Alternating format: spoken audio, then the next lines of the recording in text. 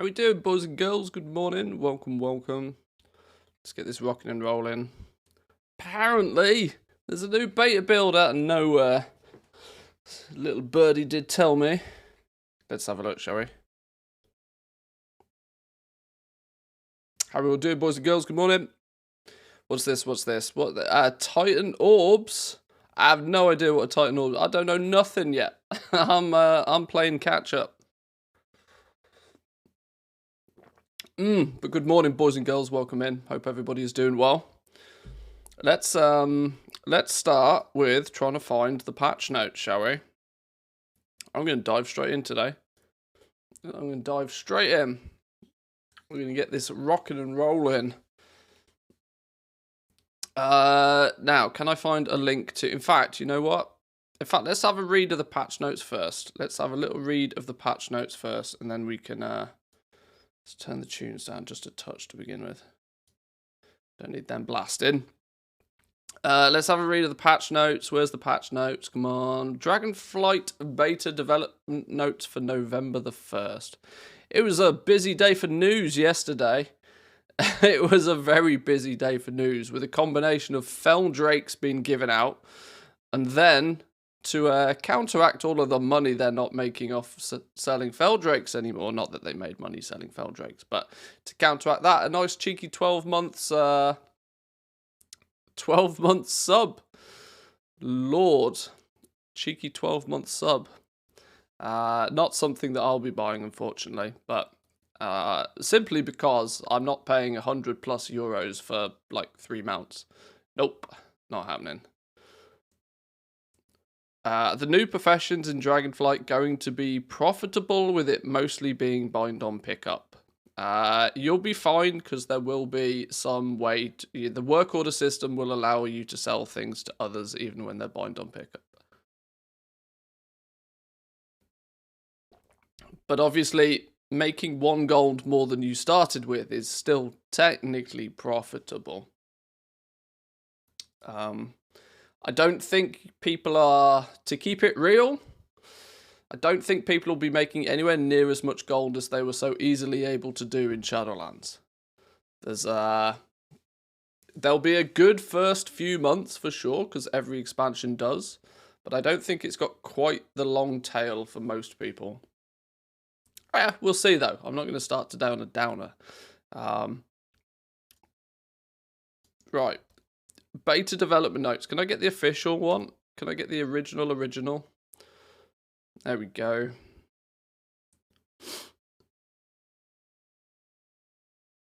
Right, some class changes. No surprises to anybody, some class changes.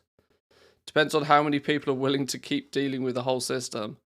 Yeah, this is always the thing that's very difficult. I was thinking about this actually and contemplated turning it into a video because there's it's at this sort of point in time where people are clearly paying a lot more attention to what they're going to do with their professions going into Dragonflight.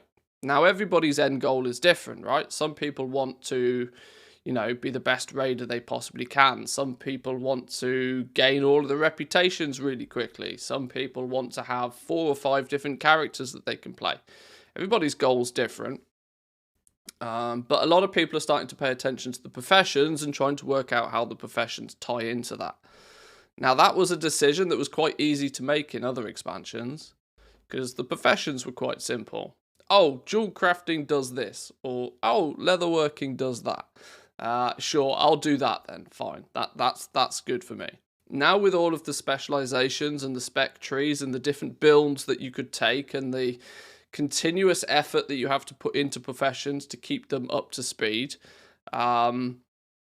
it's going to be really interesting to see how people take it, because most of the player base is not going to be used to this. Will not be used to it at all. For most people, the professions is something that, you know, you dedicate an afternoon to it, you level up your professions, and then your professions is done. Then you have the facility of that profession to aid you with doing X, Y, and Z. Professions are rarely on anybody's sort of, you know, radar for more than a few days whilst they level them up. It's going to be very interesting, I think. As gross as it sounds, it heavily depends on how the raiding scene takes it. If the raiding scene see it as something that is needed to do to push in the direction that they want to go, it will be quite well received, hopefully. If the raiding scene turns around and decides that, well, you know what, this is a lot of hard work for not a lot of return, we're not going to bother, then that's the downside. So, time will tell. What's going on with the classes then? I tend not to pay too much attention to the classes, as there's just way too many of them nowadays. And some people care about some classes and some people care about others. Sure. Bunch of class changes. Oh, really? That's the entire build notes? They seem to be getting shorter and shorter every time. Practically every time, they're even shorter than they were previously. Well, I guess we have to find out things ourselves then, right? Dungeon trinkets are now available to test. You can pick them up from the Trinketeur in Orgrimmar. Sure, he'll be making his way to Stormwind over the next day or two. Get wrecked, Alliance. You're still second-class citizens. Oh dear. They took the entire servers off for that. It was a 2.5 gigabyte update as well. It wasn't a tiddly download either. These notes have been useless for ages. They are pretty useless, to be fair. They don't tell us anything. Crafting orders have been enabled on the Valdrakken realm. Players can submit crafting orders via some fella in both Stormwind and Orgrimmar.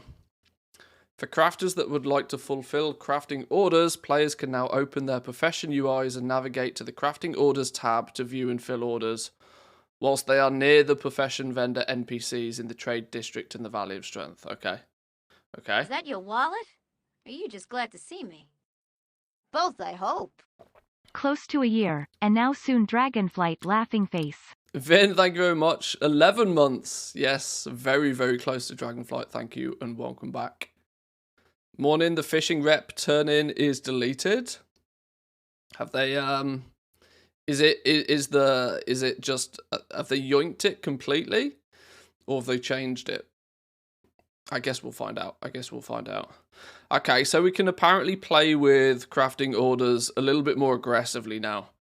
This is probably good, right? Because most of the testing that we'd seen on crafting orders is on shit that probably shouldn't be going through crafting orders anyway, just because it's the stuff that people were actually able to make on the leveling servers. People only had access, most people on the leveling servers probably don't even have, access to a level 70, never mind access to, top tier profession stuff. I guess this will mean that we can test with the crafting orders a little bit more aggressively. We can maybe push it to its limits a little bit, maybe try and craft and fulfill a bunch of orders. Maybe we'll do that later in the week. I've devoted way too much time to these goddamn crafting orders over the last few days. I realized the other day that I'd done 4 15-minute plus videos in a row just talking about crafting orders, and even I was getting bored of my own voice. So we're going to switch it up a little bit. We'll come back to this later in the week, presumably. It just gives you gold and restocks. Oh, so they have canned it. Oh, damn. The fishy boys are no longer pay to win then. Shame. It's a bit early to think about this, but think about how terrible all the Dragonflight stuff is going to be once Dragonflight is not the current expansion anymore. Crafting orders are so important, though. They are literally what professions are going to be about. Yeah, that's true. I mean, like I said, I'm not going to ignore it completely. I'm just going to ease up on the constant discussions about crafting orders at the moment, because it's getting a bit deep. You are right, though. There is a... it's not going to be particularly friendly once we leave Dragonflight in a couple of years' time, but you are right, it's way too early to worry about that stuff. How easy is it to generate Artisan's Metal if I need some? Not easy. It's not easy. You are somewhat limited to Artisan's Metal. Artisan's Metal is a byproduct of knowledge. So you are very clearly limited on knowledge gains, and so for as limited as you are on knowledge gains, you are equally as limited on Artisan's Metal. There is a single weekly quest that gives you a bump load of it. I think it's based upon your standing with the Artisans Consortium as well. So if you have like the basic entry level reputation, you get like 20 or 30 metal a week. Once you get a little bit higher of a standing with them, you get up to 50, and those numbers might go up. I don't know. But the reality is you gain Artisan's Metal by gaining knowledge. So go get more knowledge. This entire expansion, your mounts that you've spent 20 years obtaining are going to be useless. So you spend 2 years on these new dragon riding mounts, which are then possibly going to be useless after 2 years.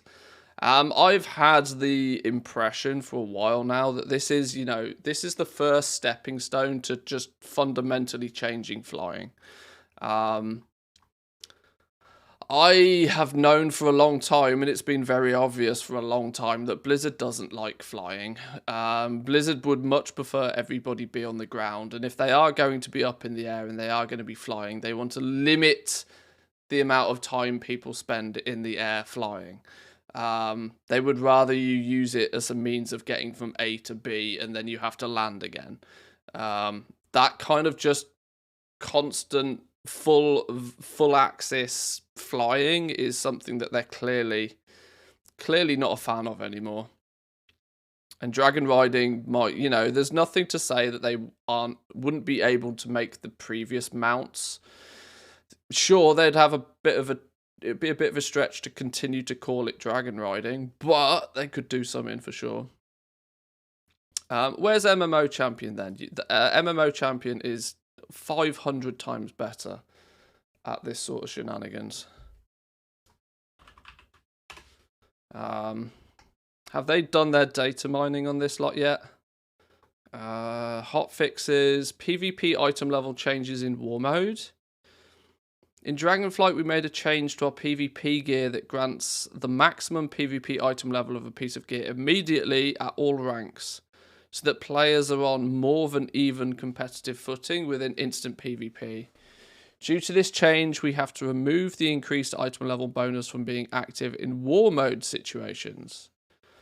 And players will notice changes to item tooltips starting in this week's beta build.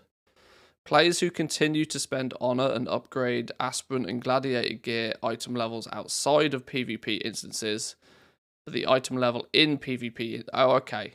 This was making picking up an entire set of PvP gear and using it with just war mode on as a huge boost to your ability to just, complete world content. You could practically be item level 400, within seconds just by turning war mode on, with the slight downside of you might have to fight somebody occasionally. I can kind of understand why they've done it, considering they want the world content to have its own sort of feel of progression. And just instantly buying a full set of PvP gear and being item level 400 straight away, I can understand why they didn't want.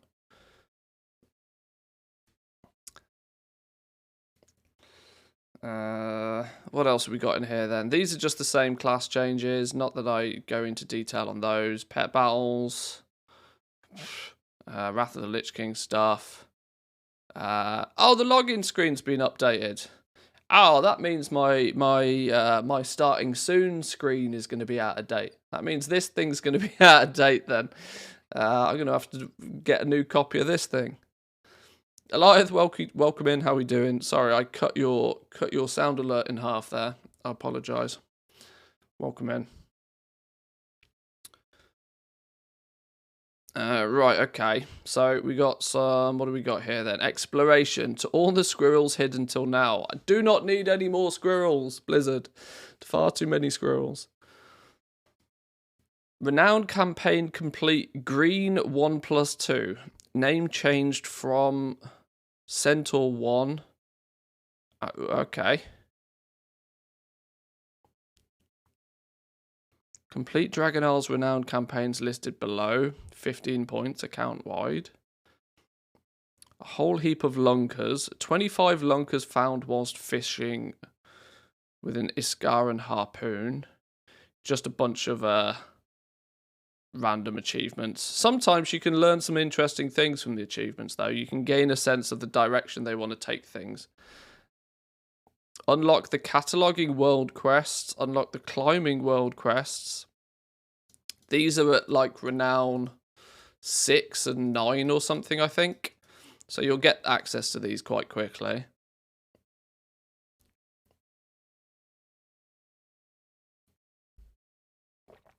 Feels like this is Blizzard's revenge for the player base, forcing them to remove borrowed power. They've piled it into professions. Like it though, just not the crafting orders. It's interesting, right? Because they can continue to build on the profession stuff though. This is the thing. The system is there. If you get the system right to begin with, they can continue to build on it. Because it is, to a degree, still capped by the spec trees. The spec trees is where they control it, right? So even when you go further from Dragonflight in a couple of years, you'd still in theory be able to work on your spec tree for Dragonflight. And there'll come a point where you can just craft everything at the best quality and you can call it completed. And then you just move on and you do whatever the next thing is. But the foundations of how the new crafting system works can easily be replicated. The issue with it is that you have to just basically copy paste the whole thing and just give people a new one. It's hard to build it on top of what we already have. So it kind of acts the same sort of way as borrowed power. It's borrowed power for whilst we're crafting Dragonflight stuff, and then when we go and craft something else, or more importantly, when we go back in time and let's say, for example, we want to craft some old expansion stuff. It feels a bit weird, but we'll see what they do.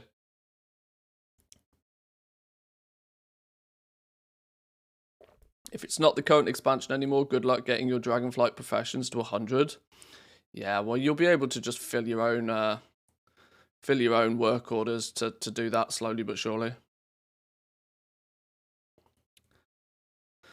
This may be a long answer question, but I figure TSM is going to be out of commission for a minimum of several months for Dragonflight. What do you plan to do to interact with the auction house? Not even touching crafting orders. I don't think TSM is going to be out of commission. I just think its use is going to be very limited until it's fixed. I suspect that the crafting side of TSM is just not going to work. But I still think that the auction house side of TSM will still be very powerful. As long as we're able to sufficiently group things up and we're able to efficiently build some reasonable operations for the things in those groups, there's no reason to believe that the auction house side of Trade School Master can't function just as it does today. The crafting side, though, is a completely different story. I've expressed my opinions to the devs over at TSM, and I know they're looking at doing something, but they're being relatively quiet about what it is they're doing. I have a feeling that they might overestimate what they want to do, and they might overestimate what they want to do to the detriment of not having anything for quite a while.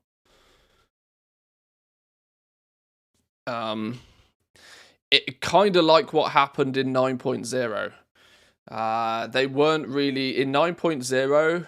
TSM from a crafting perspective wasn't great, because let's be honest, the two things everybody wanted TSM to do in patch 9.0. I know this is a bit of a history lesson for some of you, but in 9.0 we wanted them to be able to handle the crafting of legendaries effectively, and they just couldn't. We also wanted them to deal with the 168 gear and all the Crafter's Mark gear, which they just didn't. So the reality was that TSM from a crafting perspective in 9.0 was pretty poor. So much so that some certain individuals in the stream currently right now had to come along and build a completely brand new add-on to deal with some of the things that we were looking for. And much appreciates to you. I think we'll be in the same situation. I think it would be far easier for somebody to come along and make a simple crafting estimation calculator or something for Dragonflight that would be a godsend in the early days of the expansion. There we go. Legendary Stock Tracker even gained itself a command here in the stream because it was that useful for people trying to deal with legendaries.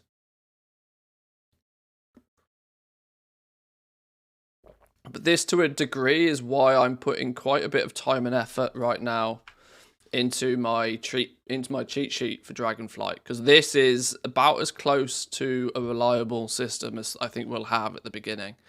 Having the ability to adjust the values of stuff based upon the quality that you're crafting with, and tracking the different quality, the qualities and stuff.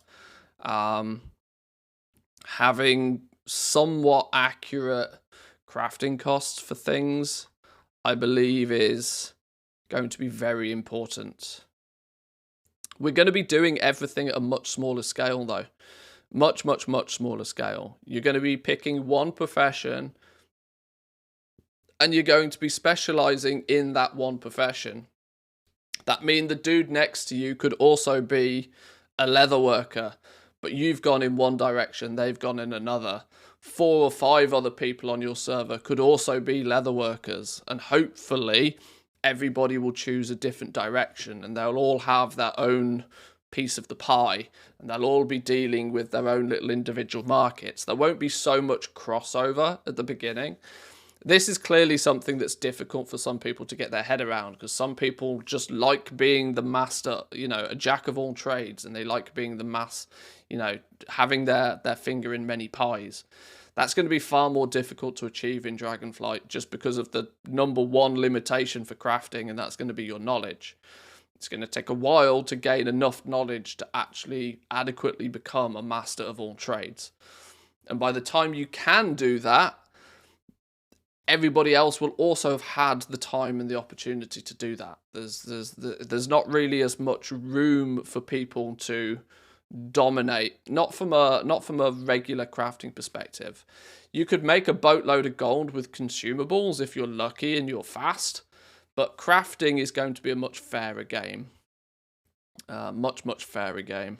There'll be heavy diminishing returns on what you can actually achieve to begin with. But like I said, crucial things for me is being able to just work out what things cost. If I use quality 3 materials for everything, if I start using the best quality materials I can, well, what is that going to do to my crafting cost? Is that going to jack my crafting cost up so high that I then can't easily sell those goods? Can I get away with using quality 2 materials instead? What's that going to do to the price? Is that going to help things, sell faster? Is it still going to produce something at a quality that's desired? It's going to be a lot more, put it this way, my spreadsheet is going to be on my second screen whilst I'm playing the game permanently, and I'll always be tweaking and adjusting things, and I'll be using a spreadsheet to work out what my crafting costs are. And then once I know my crafting costs, then obviously you can do something with Tradeschool Master to at least make sure that you're selling things adequately, sensibly. We'll see.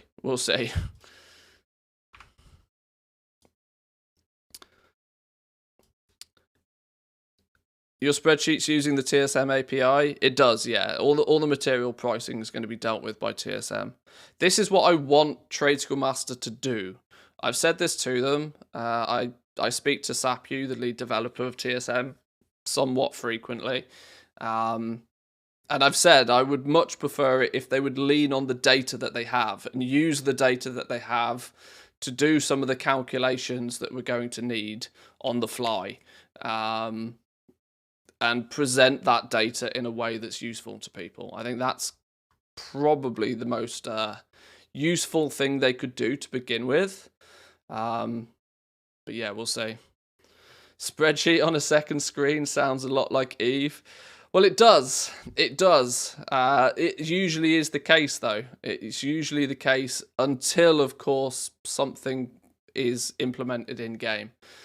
But making an add-on function in game takes a lot longer than it does for you to just, you know, drum up a spreadsheet.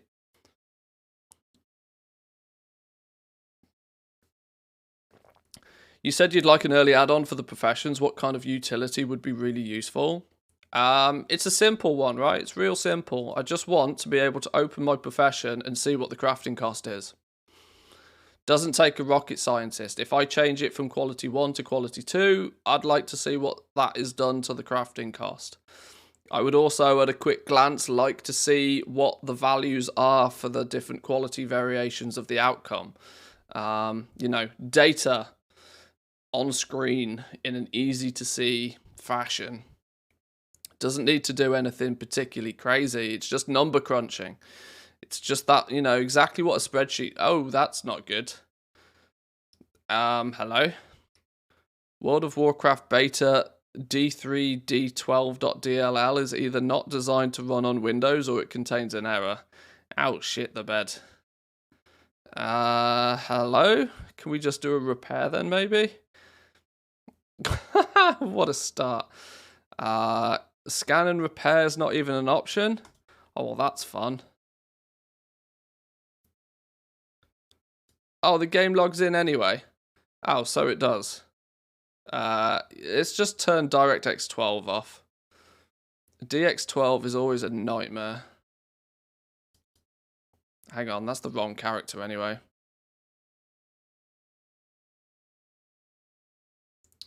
Hang on. Plus we got double music all over the place. It's all going wrong. It's all going wrong. Oh, you guys don't have music yet, actually. You don't have in-game audio yet. Let me fix the music in-game so I don't blast you with 2 sets of music. Add-on, no, interface, options, summon, audio, tunes, turn those off. Now we can put in-game audio back on. Let's jump on the right character.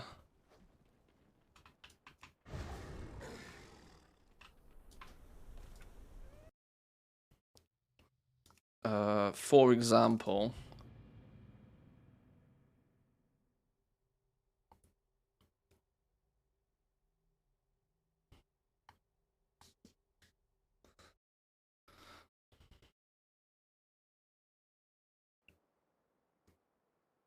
I think, like I said, data is what I think could be really lent on. If I open blacksmithing, for example, what I want to do is very simply be able to select draconium knuckles, and I want to see what these cost. It's not rocket science, right? I just want to see what these cost. Because, and let me tell you why I think it's an issue, even if I have Trade School Master installed, I can't simply hover over any given item anymore and assume that crafting is even remotely correct. Because if Trade School Master's price source for crafting is not got any idea what materials you actually use to craft it with, crafting is going to be a dead price source until it's potentially fixed somehow. What I want to know is with this exact combination of materials based on their exact crafting, you know, their market prices even, rank 1 Ceravite ore, rank 1 Draconium ore, and Primal Flux. What is its crafting cost? If I then change this to rank 2 or I change this to rank 2, then the number updates. That's all I want. That's literally all my cheat sheet does. It's all my spreadsheet will do, but something in game that does it. Use this dead space if you can, or even have it as a separate window. I don't know what works. But something that means when I play around and I tweak and I tune the options for what it costs to craft something, it just tells me what an accurate-ish crafting number is. I can then also, what would be really nice is for me to see that, right, well, there's 5 different qualities of a pair of Draconium knuckles. What are the current listing prices for the 5 qualities? So if I can see that, oh, look, I'm going to probably make quality 3. Well, quality 3 is currently listed for this amount. This is the market rate for a quality 3. I can work out what it costs me to make. I have the 2 bits of information I need to make a decision about whether I craft it or not. I'm simulating all of this externally in a spreadsheet right now. Or will do, obviously, once it goes live.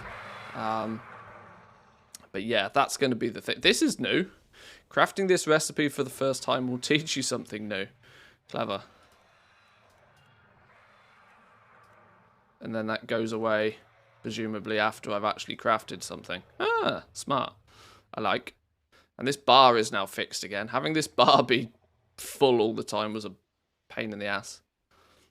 Anyway, we're bouncing around like a yo-yo. Let me look back at what we were getting to here. I was going to turn DirectX 12 off as well, wasn't I? Right, these are achievements, blah blah blah, achievements. Many dragon riding achievements no longer award 5 points. Okay, sure, because giving people points for achievements is a bad thing for some reason. Okay, sure. All ahead of the curve, all of this sort of stuff. Yeah, blah blah blah. Collect 50 bloody tokens. It's now gone up to collecting 3,000. Sure. Okay, they must have changed. They must have changed a multiplier for bloody tokens by the looks of things. Talent changes, spell changes. There's the Gargantuan Gerlock. There's our new big green gobbo. Is he in game then? Is that thing in game? Can we see him in game? What was his name? Gargantuan something or other. What was it?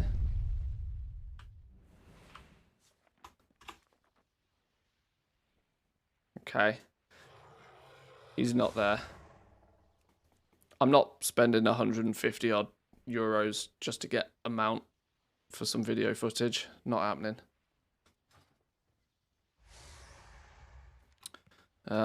Okay.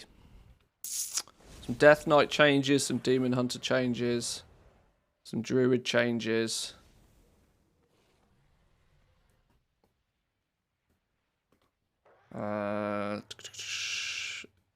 Racials. Increase your mining skill by 5 and your deafness by 25%. Deafness allows you to mine more quickly. So they've just sort of solidified the flavor text more so.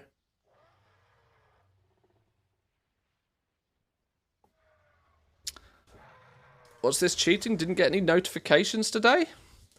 Did I not announce it in Discord? I announced it in Discord. I tweeted. But welcome in. Welcome, welcome.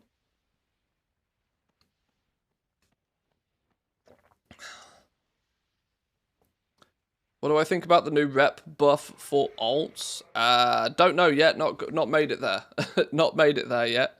I'm still playing catch up. I run at EU times, let's not forget, so.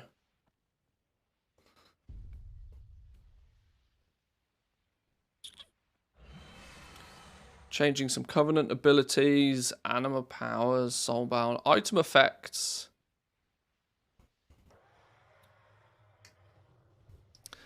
They've just taken away some 3-second casts from places.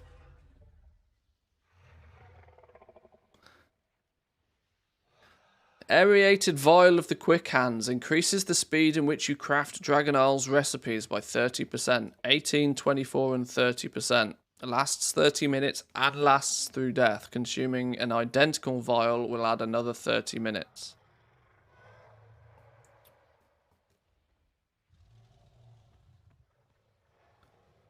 Do we think, though, that increasing your deafness by a certain amount is going to be... Do you reckon that gatherers are actually going to bother with this? I suppose if they're cheap enough, why not? Crafters are definitely going to take advantage of this, though. If you can just straight up make potions 30% faster, that's a very, very easy to understand calculation. That's very... I wanted to take a look at alchemy actually this week at some point. It's a very easy understanding there that, well, if I can make 1,800 potions an hour normally, and I can now craft them 30% faster, that can directly... Well, it's quite simple. That's 30% more profit. Would you like to make 30% more potions and potentially make 30% more profit per hour? Yeah, I think I would. I think I would. What do these things cost to make? I guess we can't quickly and easily see, can we?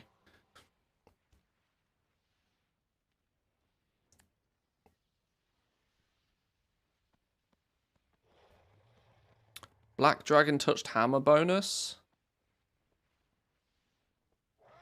Increases the skill provided when being inspired by 15%. Apparently 10% wasn't enough.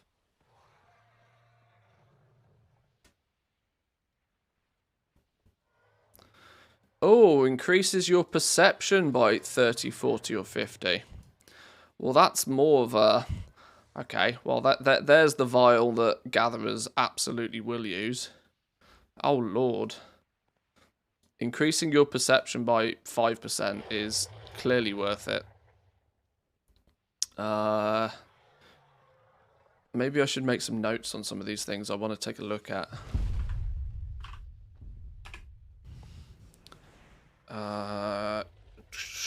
Gathering.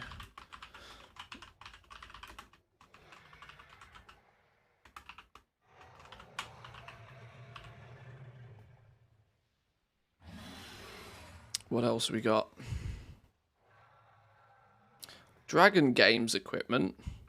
Empty out the Dragon Games kickballs into the field. Running into them kicks them at your enemy, dealing physical damage. We're going to be able to start playing football with our dragons. Okay. This feels very How to Train a Dragon-esque.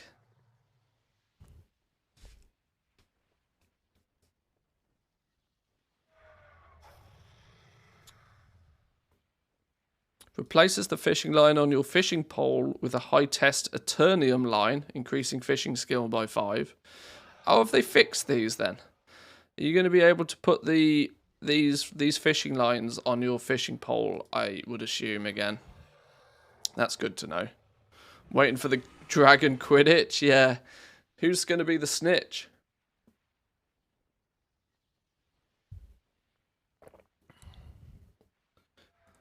Warming Cider heals you for 25% health and increases your deafness by 10% for 30 minutes. Deafness allows you to gather resources more quickly. Fizzy Apple Cider. It's quite cool that both crafters and gatherers are going to have some buffs for optimal play. Deafness is a really annoying one though, because if I remember correctly, deafness is just the one that just makes you pick things up faster, which is it's neither here nor there really, unless you can get it to stack so high that you just practically instant pick up herbs.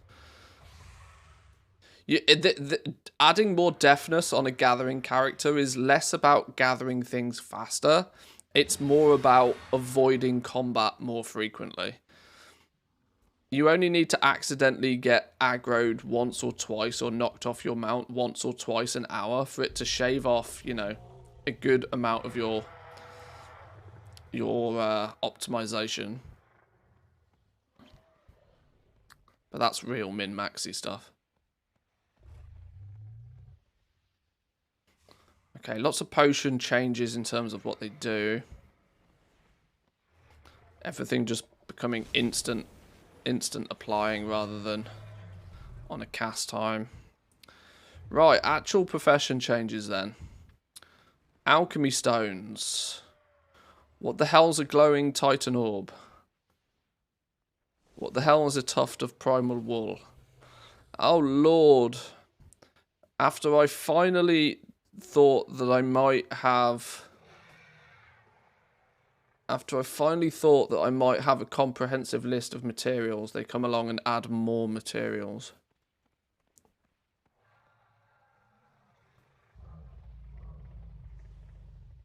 What the hell's a Titan Orb? And where do they come from?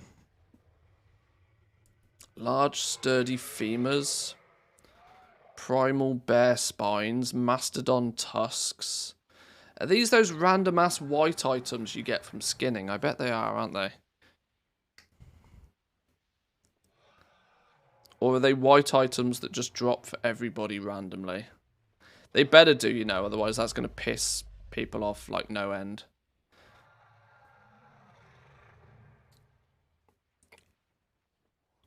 What's the change there? Oh, hang on. What? What's the change there? Oh, it now is going to take 2 awakened ear and 3 primal flux. So they've doubled the amount of awakened needed for an infurious alloy, which are already going to be quite expensive. Woo! Pricey.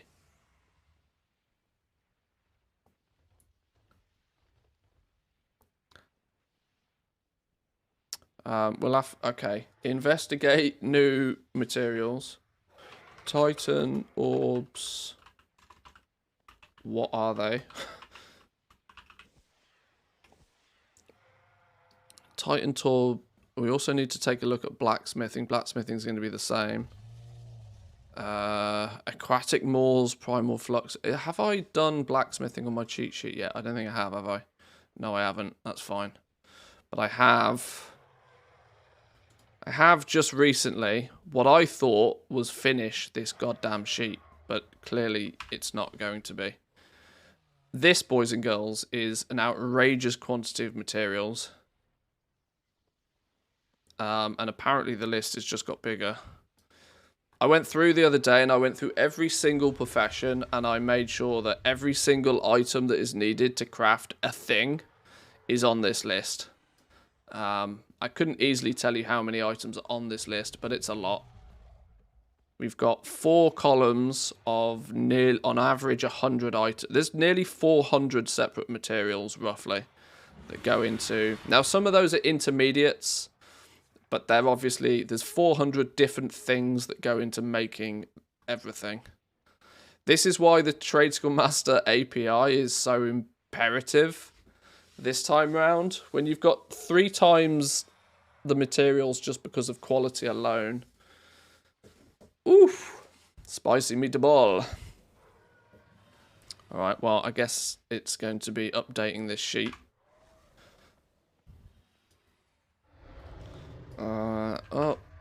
Update.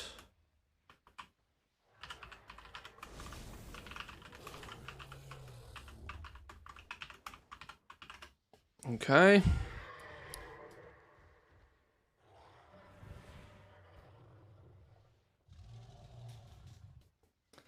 There's a lot of stuff to this. I like it, but people who don't have beta are going to find some stuff out the hard way on retail.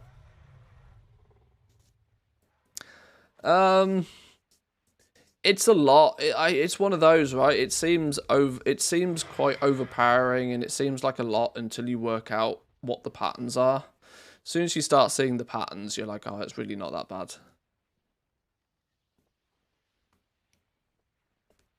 They've done nothing with cooking other than just take away a few of the assorted exotic spices, apparently. Taking away a few materials.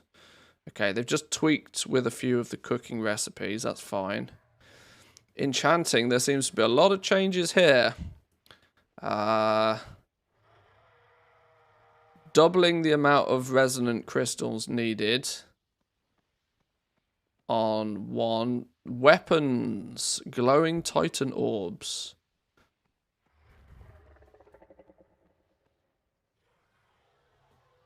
I wonder if this glowing Titan orb is something that... I wonder if it's a 4th... Do we reckon it could be a 4th disenchanting material? It's used frequently enough that it could be. Glowing Titan orbs down here, look. In all of the weapon ones.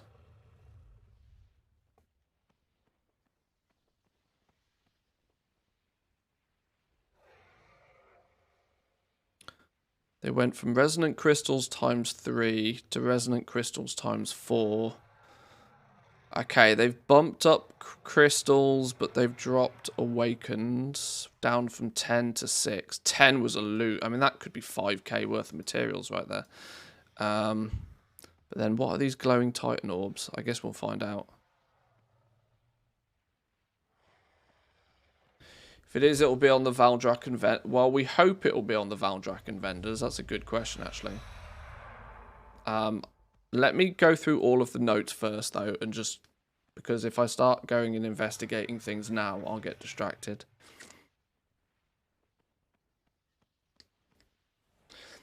Impress 619, love the content about professions. Greetings from Germany. Welcome, welcome. Thank you very much.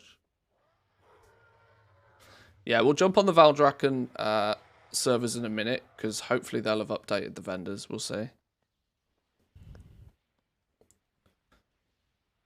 Okay, just some rebalancing in this random Titan orb thing that we'll work out. What have they done to engineering then? They've changed a few materials. Removed a lot of awakened and in turn have replaced them by these frosty and airy souls. Okay.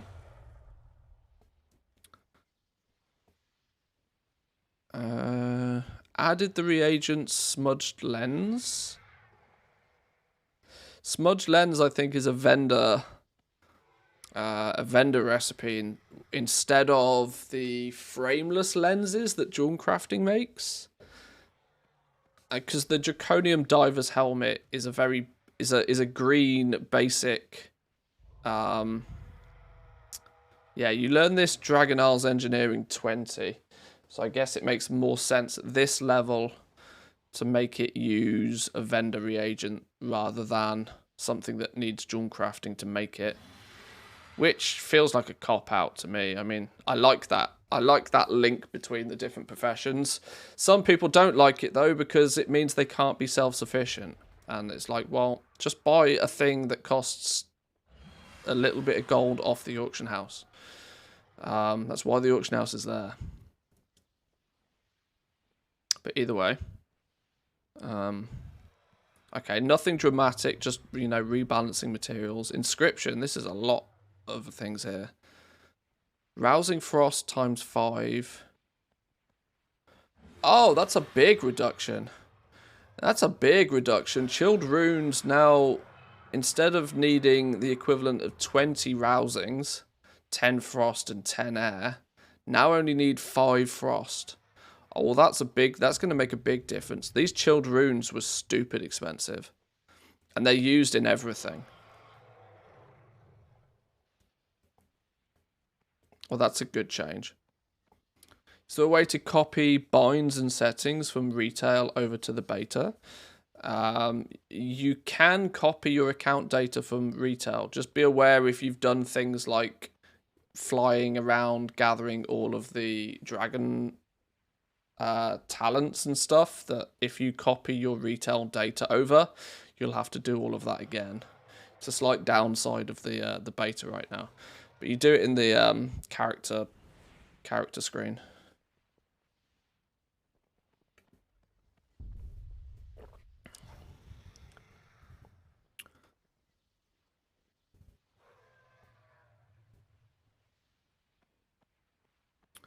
What are they changing with the Dark Moon boxes?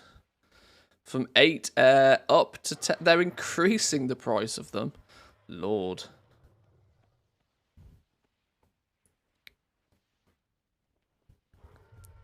I guess round numbers.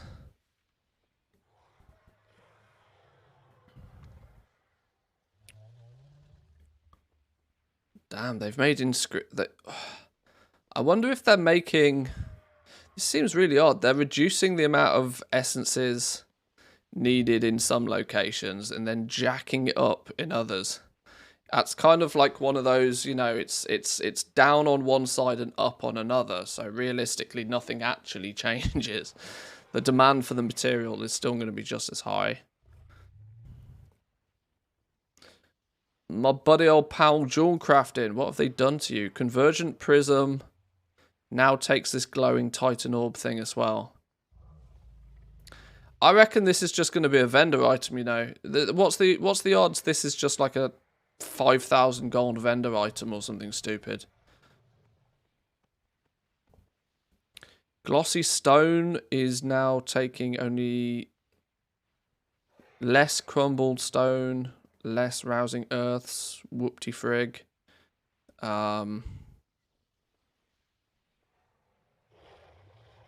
Tuft of primal wool. The hell is tuft of primal wool? Hang on. Titan orbs, tuft of primal wool. Alright. Leatherworking. Oh, here we go. More tufts of primal. Ah, no, you see this tall strider sinew. I found this before. This is just a random white item you get. And anybody can get it. Which practically means it'll be about 10 pence on the auction house within minutes. Because it'll be used in, like, 0 quantities.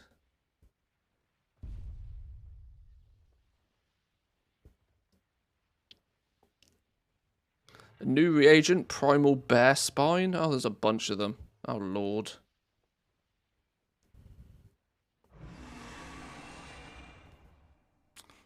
I need to pay attention to the leatherwork. My cheat sheet, I think, has... I think I've done... Which two profession... I've done... Hang on. Leatherworking and tailoring. I have full crafting cost calculators for leatherworking and tailoring so far. I'm going to need to go through it. This is why I've not done this for all professions yet. Because it's clearly going to change. And if I don't catch a change, it's going to be wrong. And I'm not a fan of things being wrong. Okay.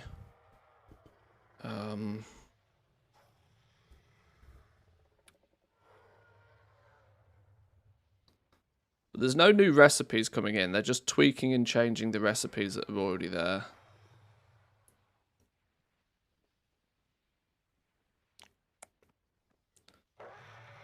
Yeah, and then dropping the amount of wilder cloth that's used. Okay, nothing overly drastic there. We can live with that. We can live with that. That's fine.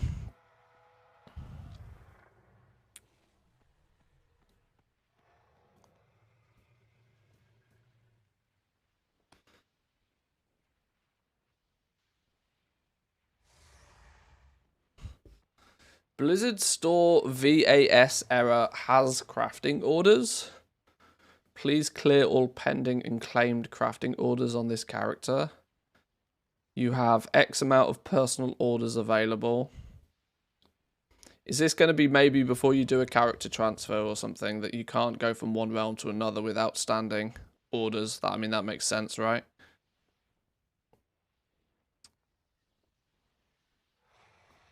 Insufficient reagent slots.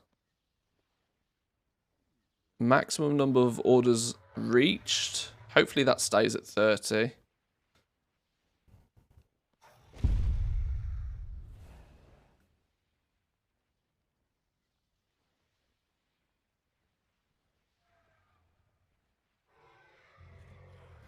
Okay, this all looks pretty just meh. Character customations, character titles, some more flight masters.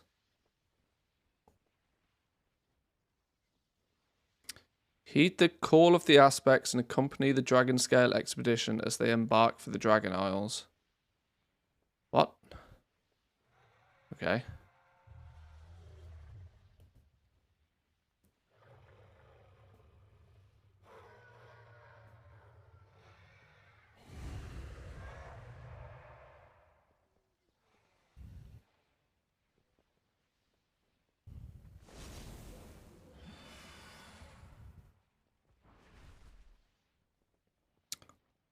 Relax, the future will unfold as it was meant to, one way or another. The way to an Otto's heart. A new mount, look. It's not considered a ground mount. It's an unknown type. Okay. Put some vendors on it, Blizzard, you would. Put some vendors on it, dare you. Alright, sure.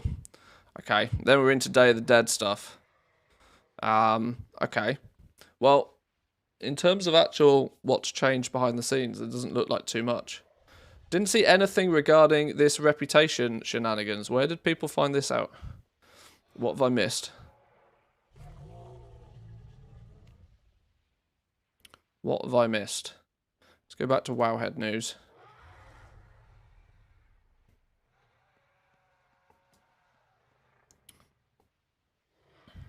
Live. Overwatch 2 store. Wrath Classic. Dragonflight beta development notes. Talent calculators. Class tunings. Increased rep gains for ults on the 4 major factions in Dragonflight. Hello. In the latest Dragonflight beta build, new Renown rewards have been added to help ults catch up on Renown. At Renown levels 10 and 20, you gain 100% reputation earned whilst below that level's Renown level. Ooh, okay. So they've put it back in the game again. They've added it back. I wondered if they were going to do this. On the latest beta build, the Renown rewards have been added to help ults catch up on Renown.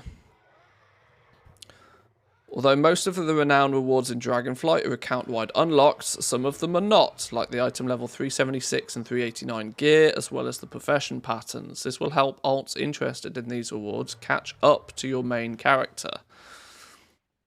Oh, okay. Your standing with the Dragonscale Expedition allows your other characters on this account to gain 100% additional reputation with the Dragonscale Expedition whilst their renown is below rank 10. And then same again when you hit 20. Solid. Solid. There's not much more to say about that than this was in the game in the alpha and they whipped it out before the beta went live. So I'm glad to see that they put it back in. I was wondering if they were going to hold this off until, you know, a 10.1 or a 10.2 or something. Does that now mean I can actually see that here? Oh, look, they've changed the bar fill thing a little bit as well. Is it on 10? Here we go. Word of a worthy ally. 100% additional reputation with Dragonscale Expedition. Is it still 2,500 rep per? It does look to still be 2,500 reputation per level. And then you get another one at 20. Your standing with the Dragonscale Expedition allows your other characters on this account to gain 100% additional reputation with the Dragonscale Expedition while their renown is below 20 and 200 if it's below 10. Oh, okay, that's quite cool. So it really does aggressively speed up the your catch up to begin with. Oh, well, that's cool. What does this do to impact profession ults? Let's take a little bit of a look. What does this do to influx profession ults? We have, if we take a look at the rep grind recipe chart, I know some of this is going to be hidden behind my camera, I apologize. Anything that, is there anything that we get below renown 10? For the most part, no. Enchanting is going to be an easy one to catch up with because a lot of the patterns are in the low values. 9s, 8s, 9s, 10s, 11s. So you probably want enchanting on an ult. Enchanting on an ult is a good way to go because you'll be able to catch up on these and get all of these very quickly and easily. 4 out of 5 with the Artisans Consortium is a little bit more difficult to do. This is definitely going to be easier to get on ults. Drawn Crafting starts off... Drawn Crafting is one that's on a main character for me anyway. But you have, you know, you get a few things below 10, few things mid-tier, and then you need 20 plus. But you only actually need 20 plus. You only actually need 20 plus with the Dragonscale Expedition for the pets with Drawn Crafting.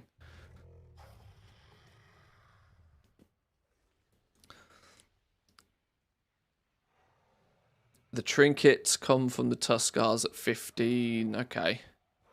I'm just trying to see if there's much. Inscription's one you're going to want to have on a main. Inscription feels very. A lot of the renown rewards for Inscription are very late on, because obviously you're dealing with contracts. Your contracts are going to come very late on. 23, 22, 25, 19. Not to mention, Inscription has heavy reliance on the Artisans Consortium, which is somewhat time-gated anyway. So you really do want to make sure that you're doing everything possible to chip away at these. Because you've also got one Alchemist's Chef's Splendid Rolling Pin. There's not a single person in the game that doesn't want this. Every character can be a cook. Every character is a cook. It makes sense for everybody to want a Chef's Splendid Rolling Pin. That's going to be a good one for Inscription. And of course, the Artisans Consortium contract is going to be a big one.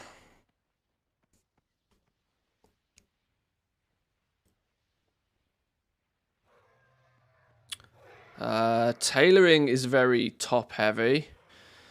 You don't get access to anything bonus wise with tailoring till you're at least renowned 14. Tailoring is a good one to put on a main because of that.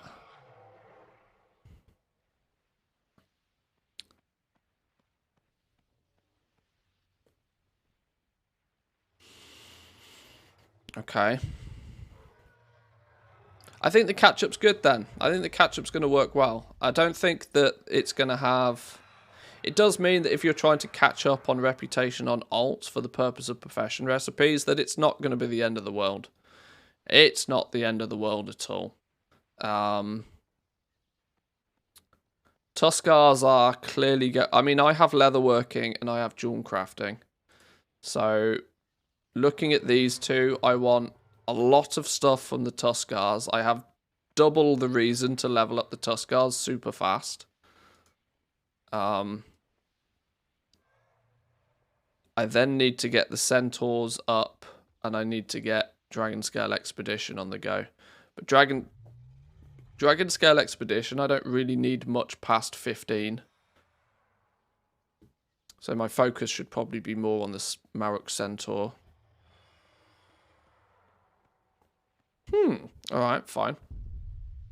Sort of makes sense.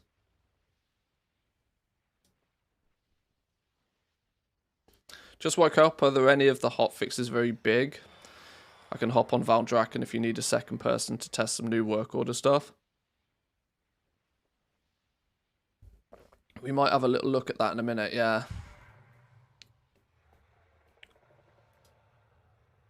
So in theory, right? In theory, because I wonder if I need to log on to that character for it to register. This dude is level 25. He's maxed out the Dragon Scale Expedition. I did this really early in the beta. I wonder if that now means that I get super fast renown levels with the Dragon Scale Expedition on all of my alts.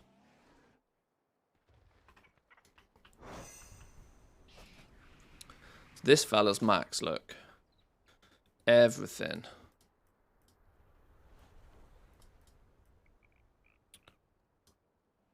So yeah, here we go.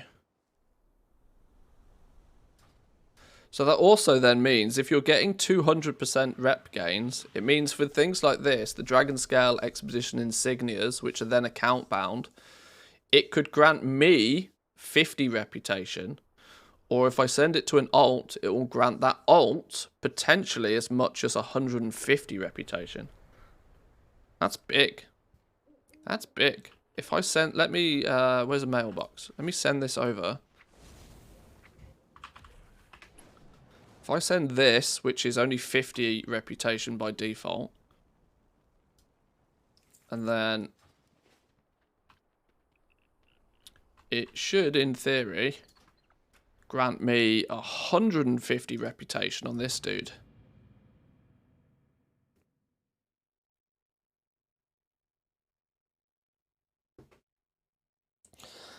How long did it take? Too long. Too long.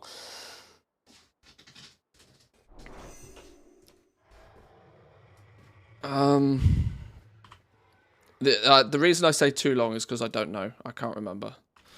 But so this now, if it all works to plan, when I learn this on this character, is there anything in here? Does it show us like a... Does it show us like a...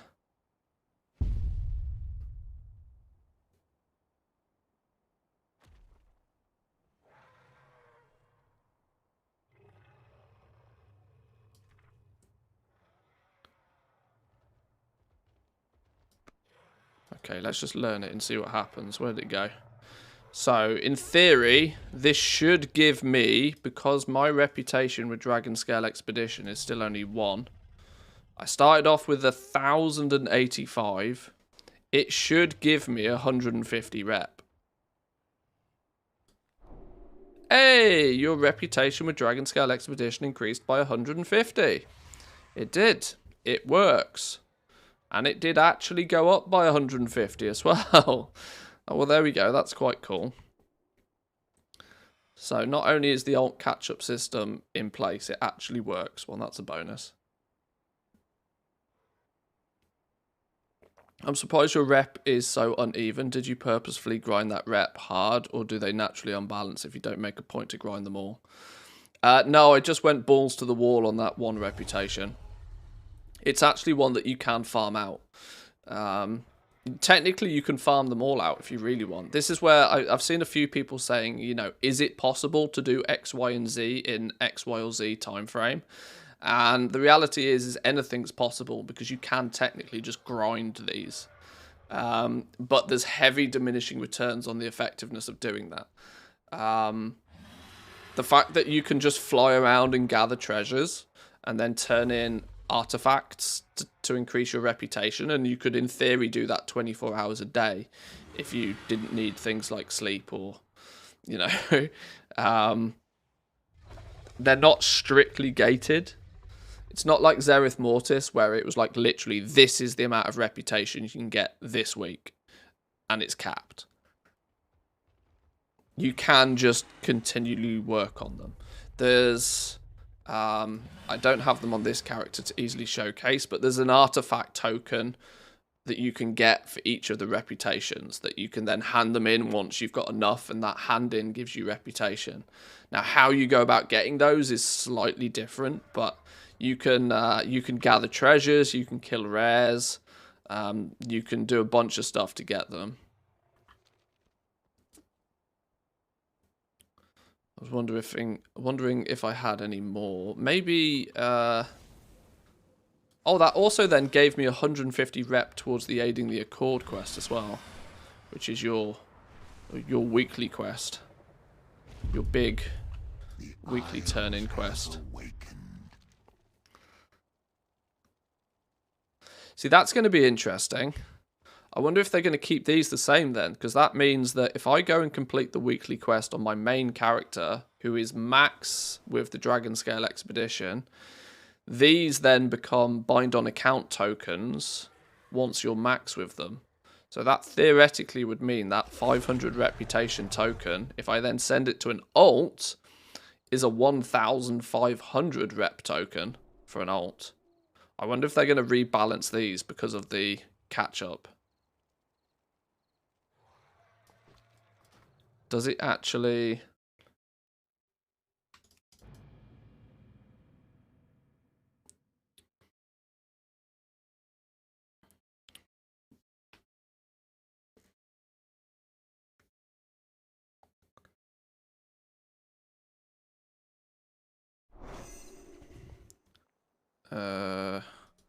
Okay, I've not finished this yet, but this one you'll see.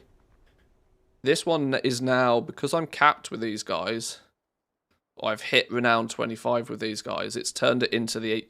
I now get an epic one, which does grant 500 reputation and is bind on accounts, meaning I can send it away. They have to. 4 times 1.5k is 6k. Well, yeah, I can do maths, but like it's designed to be catch up. That's kind of the point, right?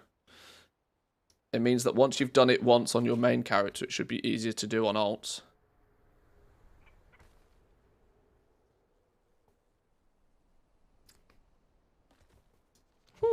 Interesting. Okay.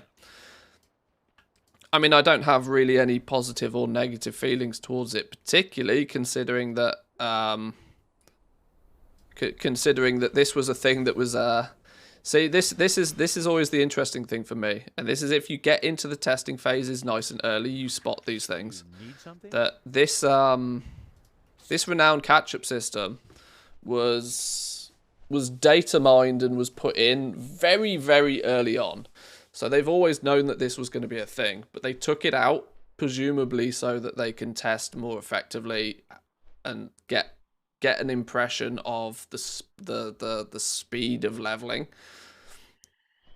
from players. Now they add the renowned catch-up back in, and all of a sudden they're, you know, get pats on the back for a great renowned catch-up system. It was there to begin with. They've just turned it back on.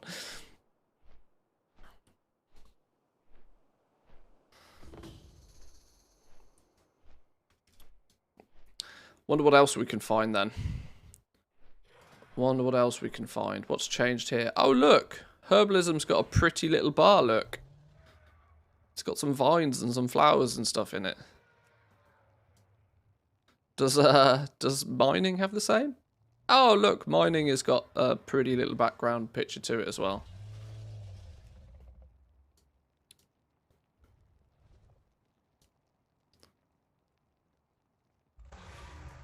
Still need to finish leveling mining, believe it or not. Can I, what are the quests for mining and herbalism? Can I cheese them? Oh, actually, it's been a reset, hasn't it? Does that mean this dude is going to give me more artisan's metal? And if he is, how much is he going to give me? Have a good one. 75 now. Okay, this is because I am 3 out of 5 with the Artisans Consortium. 3 out of 5 with these fellas. I'm now getting 75 artisans metal. That's gone up. This was only 50 last time for this quantity, I believe. See you later. So that's a bit of a bonus. That's an extra 25. What's me herbalism turning? Gather 20 Hockenbloom. Gain 3 knowledge. 75 rep. Hockenbloom tier 2. Oh, I've got loads of Hockenbloom tier 2. Loads of Hockenbloom tier 2. I wonder if it's still bugged. Should we see if it's still bugged? Oh, that also gave me 500 Artisans Consortium reputation. So that's pushed this up. I wonder if this is still bugged. Can I log out and log in again and that quest turn up again? Could I use this to cheese the cheese rep gains and cheese knowledge gains on the leveling servers?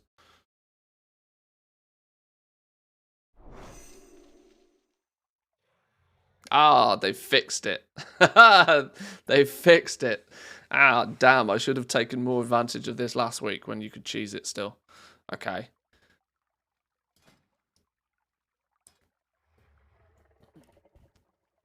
Alright, well, I've still got some knowledge points then. What's the mining one? Have you made a YouTube video about blacksmithing builds, like weapons or alloys, etc.? I've not looked too deep into blacksmithing yet, no.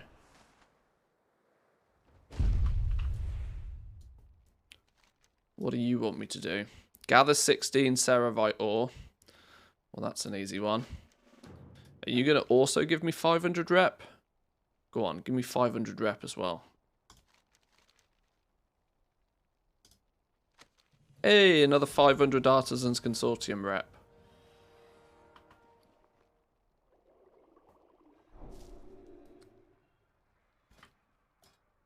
So now I'm within 700 rep of being 4 out of 5 with these guys.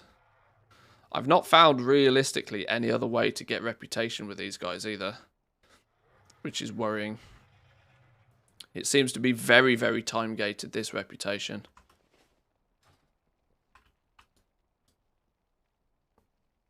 Not repeatable either by the looks of things. What I did is I was, for the purpose of testing for herbalism and mining, because I want to start trying to work out where to go and mine things and where to farm things up. What I did is I put all of my knowledge points. Oh, look, this is all funky looking now as well. As many knowledge points as I needed to get the ability to gather ore and gather herbs whilst mounted. A master of the mining process, you also gain 50 deafness whilst mining deposits. I've done the same for herbalism, so I can herb whilst mounted on this character as well.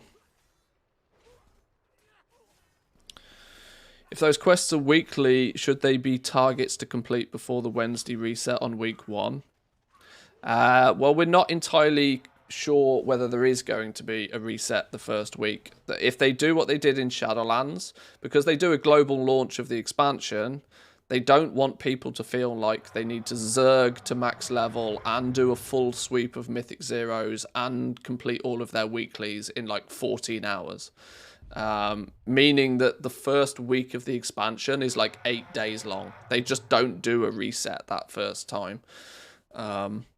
That's what they did in Shadowlands anyway. I suspect they'll do the same in Dragonflight because it worked quite well.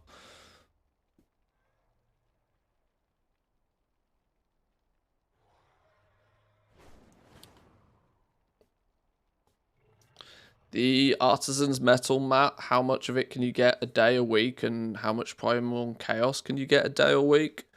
Well, Primal Chaos, you get it from completing dungeons, you get it from treasures, you get it from World Quest. There's so many different sources to be able to get it.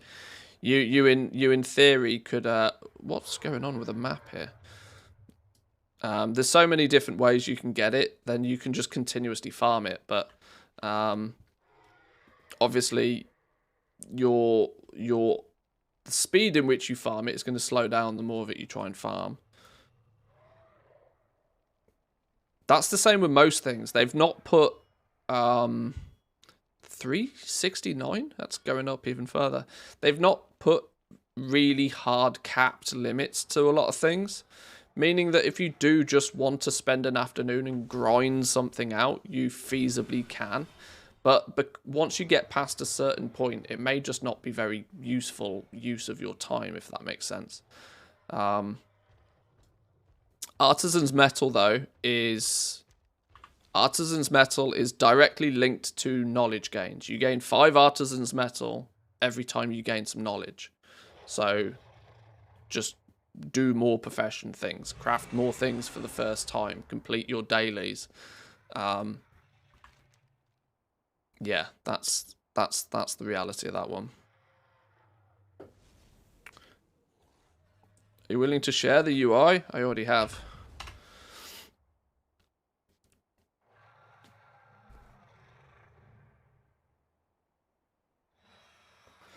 I wonder what would be more profitable on professions with 1 main and 1 to 3 crafting alts, maxing reputation ASAP on your main for the catch-up bonuses, or farming some alt rep early for the lower recipes. Well, that was kind of the thing that we just looked at a second ago. There isn't really particularly that many recipes to get under sort of Renown 10 anyway. But this, like I said, I'm a big fan of pushing against this heavy use of alts, because I tend to feel that the heavy use of alts is a bit of a past expansion mindset. There you go. There's Primal Chaos for World Quest, for example. I'm when it comes to being optimal, it's not alt friendly for crafters, not in any way, shape, or form. You probably want to just focus on playing the game on a main character, and the professions you have on that main, try to be optimal with those. Being optimal on an alt isn't really a thing, because sure, you might, you'll never be You'll never be 100% optimal on alts. It kind of feels like a bit of a catch. And it'll just burn people out if you try and do that. You can throw enough maths at anything and work it out, probably, but I tend to feel it's probably not worth it. The benefit of doing it is going to be so slim.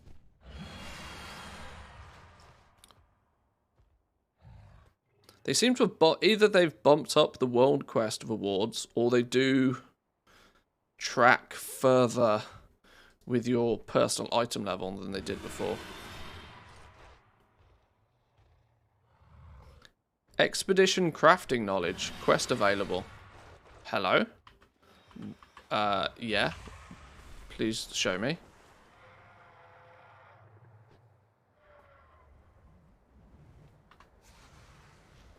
What is this?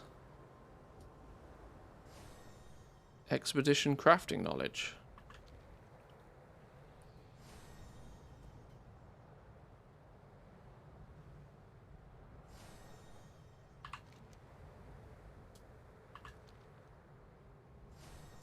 Can you still profession hop for more artisans metal?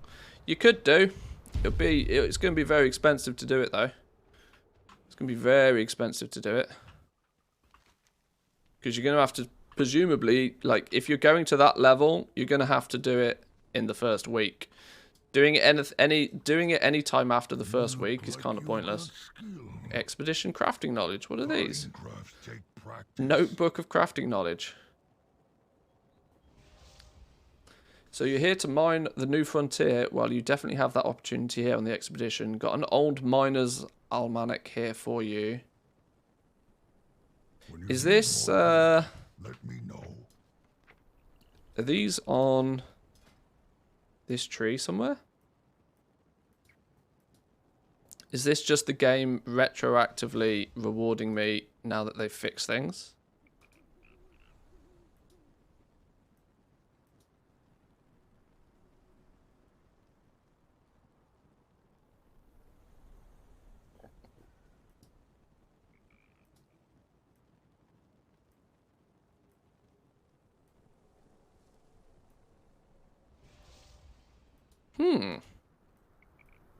Well, it doesn't show on here.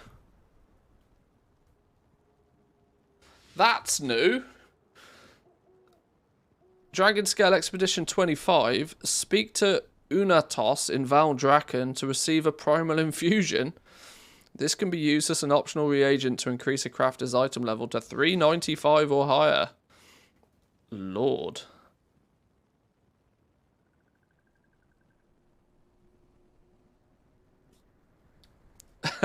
Renowned 25 of all renowns.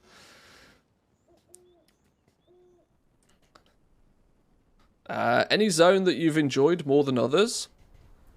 There's not actually. For the first expansion ever, I equally like all of the zones, truth be told. They all offer something slightly different. Now, the problem is ask me the same question once I've leveled 5 characters through them all. And my opinion may change, but as it stands at the moment, the actual Dragon Isles, I don't even really consider it 4 separate zones either. They do merge quite nicely into each other. I know that's a real cop-out answer, but...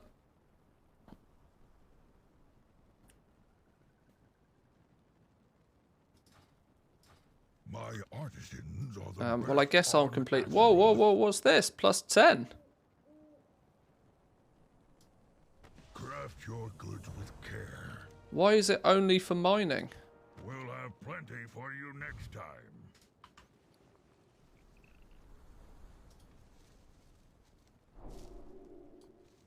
I mean, thanks.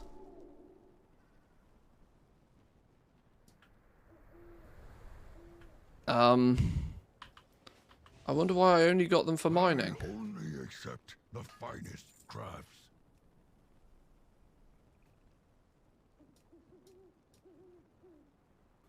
When you need more goods, I mean, I'll take it. 29 points to spend. Ballin'.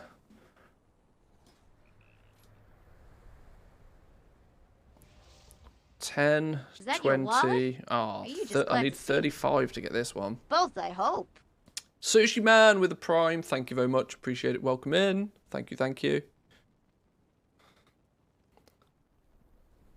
Primal's a raid mat, so that's like getting a free normal mode raid mat. The Primal Infusion upgrades it to heroic item level. So even better than that.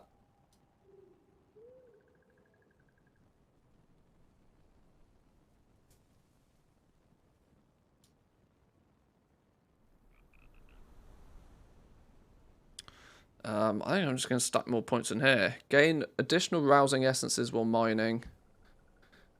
Whenever you overload, you also gain a random rousing essence. It's so hard to not dump points into that. Could I dump points in anywhere else for any other benefit? Gain yet more ore from finesse. You have a chance to uncover a limited diamonds when mining rich ore deposits. Wow.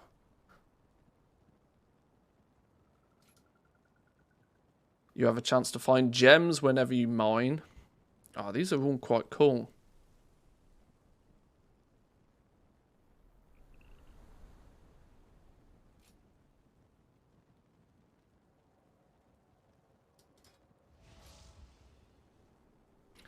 Learn how to refine quality 1 Casgarite into quality 2. Refining Casgarite now has a chance of uncovering awakened order. Learn how to refine quality 2 Casgarite into quality 3. I do really wonder if quality 3 will truly end up being 5 times the price of quality 2. I just can't see it. I just can't see it being a thing. Taking 5 pieces of one ore to turn it into only 1 piece of the next tier up. It just doesn't seem like a valuable proposition to me. Especially since it's so easy, like, without even putting any spec points into your tree, you gather quality 2 by default. Maybe this is just a way to, like, maybe quality 1 ore will end up being so cheap. But then nobody gets quality 1 ore. I've had this thought for a while, that the basic... It's difficult to test on the testing realms because I now have points spent in my tree. There's no way for me to turn these off. But it's... you practically get quality... By the time you've leveled up your profession, and both herbalism and mining you can just work at, so by the time you've got 100 skill points here, you're pretty much at a point where you're going to be getting quality 2 basically all the time. And I'm now at a point where I will frequently get quality 3. And this is without really specializing too heavily. When I mine Ceravite now, my skill is nearly at 150. When the primary reagent difficulty is only 115. Meaning it's going to get to a point before too long to where I am mostly getting quality 3 ore.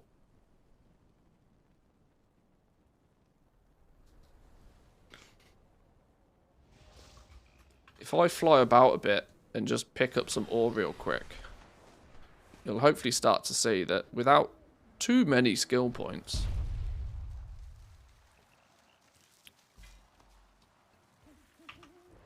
was that 7 quality 2?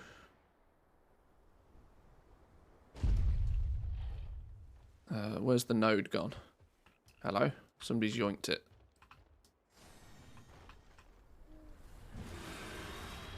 Can I get in and out nice and quick? No. Not enough deafness in that scenario, apparently.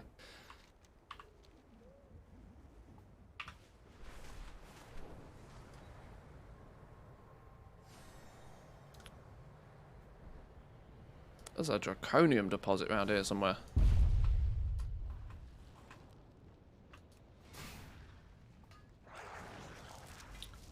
Two Casgarite ore. Some people have been reporting actually that the Casgarite ore is not really as rare as it makes out. A molten ceremony. They've changed the molten design. It's overload on this.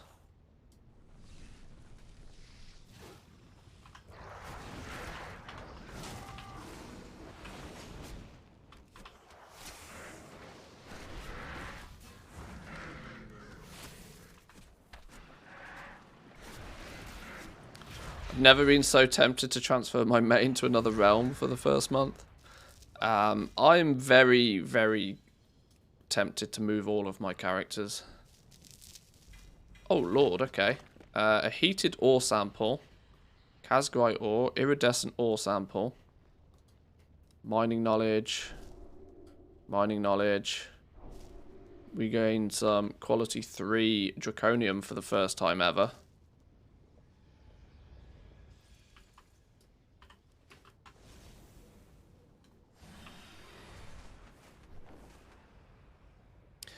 It pains me to say it, but there's also a very strong chance that I might end up doing farming, you know. Even me. Like, the profitability in farming compared to what I see it in crafting is just ludicrous. If I was strictly going to try and make a lot of gold, which is not totally my aim, but if I was trying to make just a lot of gold, I'd find it so hard to not do farming. What are you talking about? Have you gone mental, mate? What perfect timing. What perfect timing. Welcome in, Derp. Thank you very much for the tier 1. Appreciate it. 17 months, by the way. Yeah, I do kind of think that there might even be value in just farming, because on it. Whoa! What are you? Go away, big froggy frog.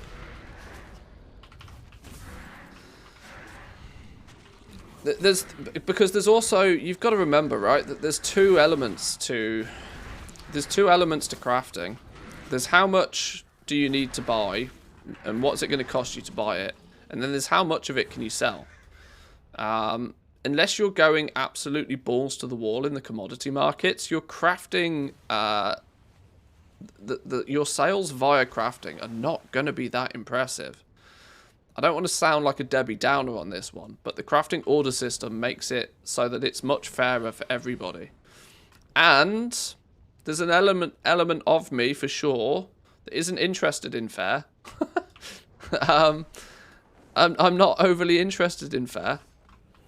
Fair is fun for the average person. But if crafting is strictly your thing, you're not looking for fair. You're looking for an advantage. And the advantage is obtained by doing something that other people aren't able to do. Profit margins don't grow in fair. Well, see, this is it, right? It's very true. If I'm willing to spend as much time as I'm willing to spend playing the game, playing characters, working towards getting better at professions, I'm not overly interested in fair. Fair is actually unfair for me. And it might end up being that I just cheese the farming market initially whilst keeping up with crafting, and then just go full tilt into crafting after a week or so. I've really not decided. And it's weird, right? Because the more I look at it and the more I play with it, the more undecided I am. And this is why I understand why some people are looking at Dragonflight and they're like, I have no idea what I'm doing. But I think that's kind of good, because it's designed from the ground up. Dragonflight has been designed so that you can't easily game the system. You have to choose to specialize in something, and the reality is this, as long as everybody doesn't choose the same thing, it should be pretty decent for most people, which I think is quite a cool outcome to have.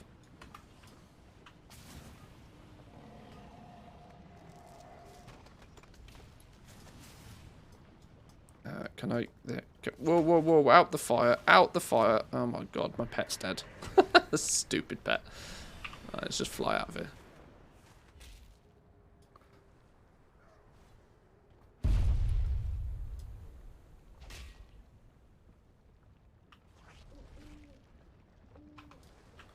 What is this thing?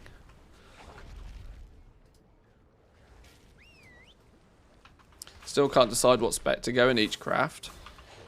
Yeah, I can't either. I still haven't totally decided whether I'm going to go like just full-on hardcore crafting. From a content creation point of view, it makes sense, but I don't know if that's really enough to keep me that interested.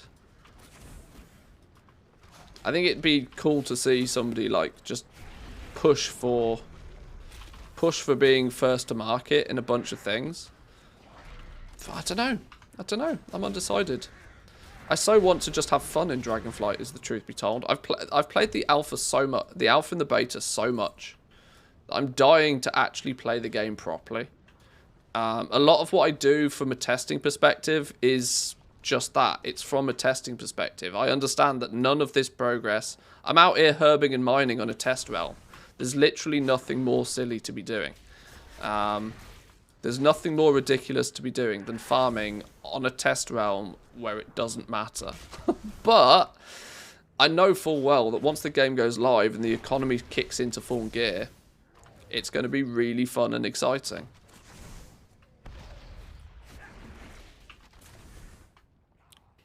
I'm seriously considering not bothering with Darkmoon decks unless Blizzard changes something and just decide to go Knowledge Books route instead. Well, this is good, right? It needs to be so that some people choose to do one thing and some people choose to be doing another. Because, as we know, if everybody does the same thing, it doesn't work very well for anybody. You need that variety, and Blizzard has designed it deliberately to benefit that situation. There we go, quality 3 Ceravite ore.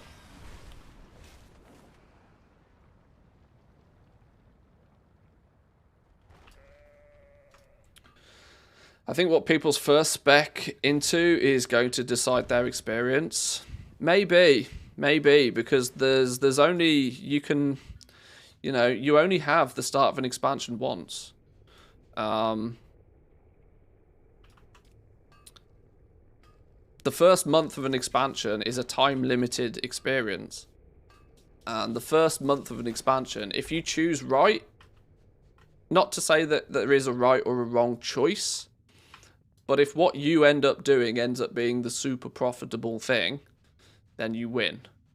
But if what you end up doing ends up being the same thing that everybody else chose to do, and as such as they're not very profitable at all, there's no reset mode. I think this may be what's concerning a few people. That they want to make the right decision, but like I said, the right decision is doing what everybody else isn't doing. So how the hell can you make that decision? You can't. And you get kind of stuck in this loop. You get stuck in a problem-solving loop without an answer.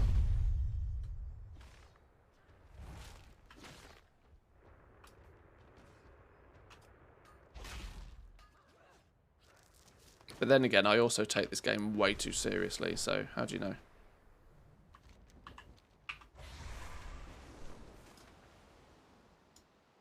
Okay, I can overload a herb. Let me overload this herb.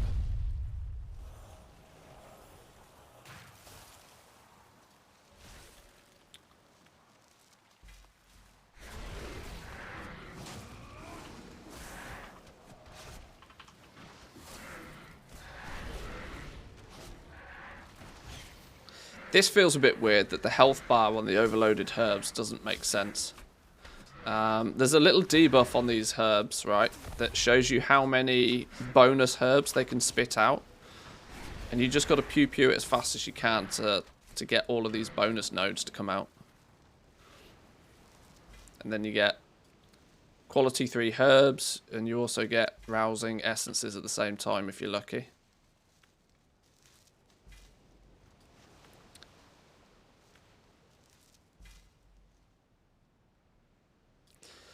In my opinion, the two big gold makers the first month will be having as many knowledge recipes on a main and alts and farming mats. The only thing that's kind of holding me back from doing any farming at all is we are coming from We're coming from an expansion where for the last 6 to 9 months or so, most people's method of goal making has been very passive. And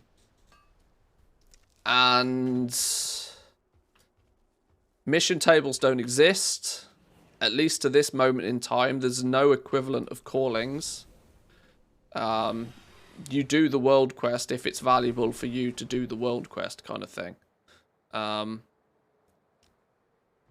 Most people's direct method of and I don't know if that's just purely because most people have only not, there's not really much goal making opportunity at the moment in Shadowlands. Crafting's pretty dead. Farming is dead as a dodo. Those options don't really exist very well right now. Why is this dude got the rare symbol attached to his name? Thunderous Matriarch. But what is he actually a rare?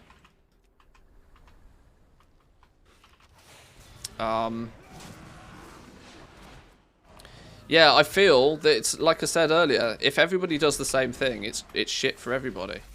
And farming is arguably going to be super competitive, like monstrously level competitive, and there is the concern that it could crush market prices super fast. But I guess worst case scenarios, even if they crush really fast, you'll still be making like 15k an hour, which is still double what you're doing in Shadowlands right now. So I don't know. But at the beginning of an expansion, when there's everything shiny to do, would people be willing to spend an hour of their time to make 15k gold? Probably not. And maybe meat, an artifact, some supplies, 50 rep, a primal ritual shell, 366 bind on pickup trinket. Go on then. And a grey. And he was hiding a cave. Oh, cave with little baby ones in, look. Little baby Thunderfoots. Thunder toes. Ah.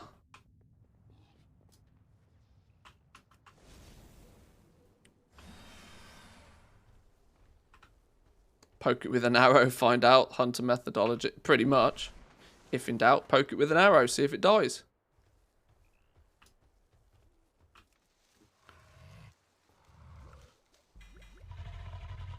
Got a Dream Bloom petal and an infused pollen.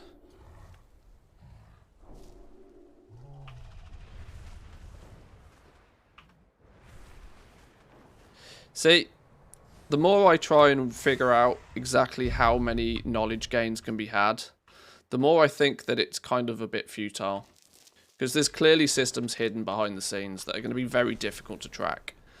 And more of a case of that I tend to think the best way to play the game initially is to pick a character and do everything you can on that one character.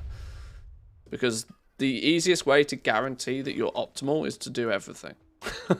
If you've done everything, then you've done everything, right? No problems there.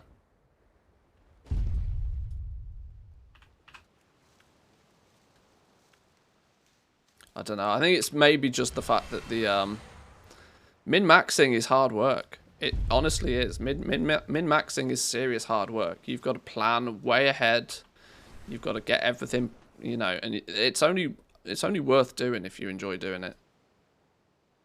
And for as long as you enjoy doing it.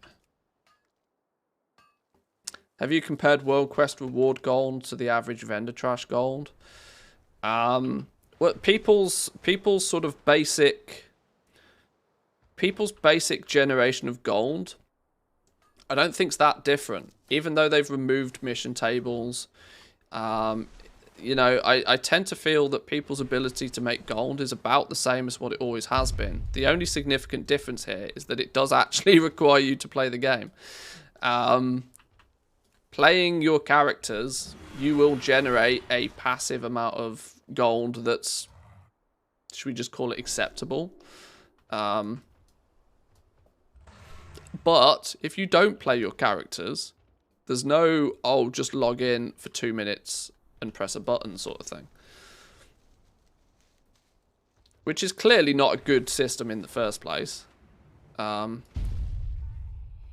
it was kind of calculated pretty early on in Shadowlands that the mission tables were going to be super lucrative. And while many people dismissed it for a long time, I mean, the info was brought to me. I didn't even notice it myself. I can't take total credit for this. The information was brought to me, and I looked at it and was like, shit, this is actually going to be ridiculously, like, valuable. And surprise, surprise, when I said to people that you can start making 100,000 gold a month off your mission table, they looked at me and laughed. No, you can't make that much gold off a mission table. That's silly. But look what's happened by the end of the expansion. There are people with 10, 20, 25 alts running mission tables because it's super duper mega lucrative. But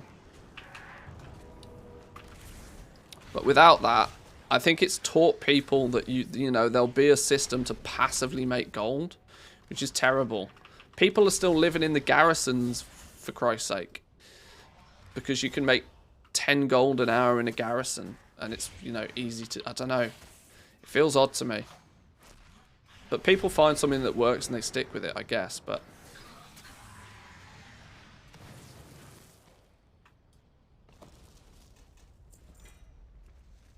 Ring of Embers, bind on pickup.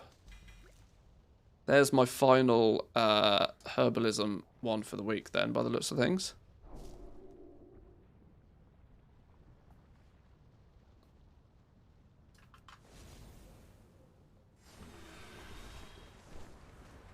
Ooh, another molten one. Can I overload this yet? Ah, no, it's still on cooldown. Well, I guess I'll just tap it normally then.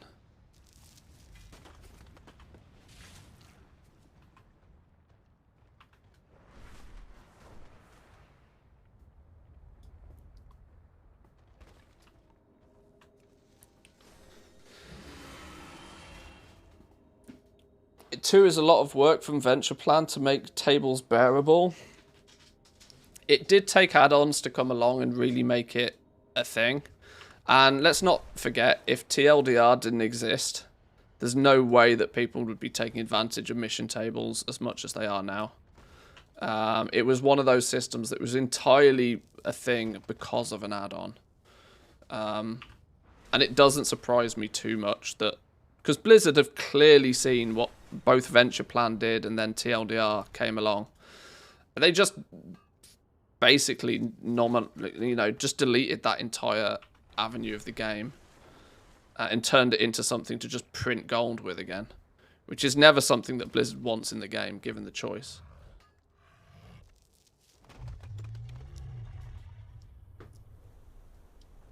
Hexweave bags are still selling. Just because they're epic. They're purple, right? I swear that is the only reason.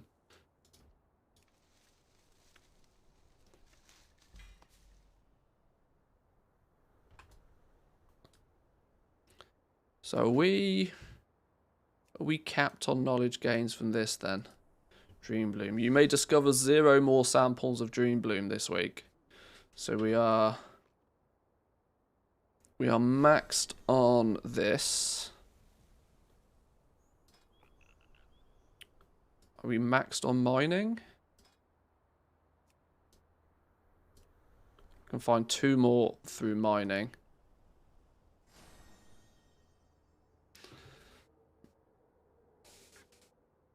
I do wonder if these elementally charged stones and the, what are they called for herbalism? The infused pollen. Whether these are something that are also on some sort of limited quantity thing, or whether these can be continuously farmed for. It's 100% because they're purple. I do that on all of my characters. Yeah, this is it, right? I swear people just, they buy smaller bags just because they're purple. It makes no sense to me, but it's a thing.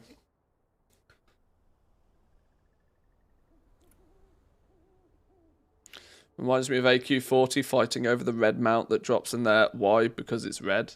Yeah. Yeah. It doesn't have to make sense.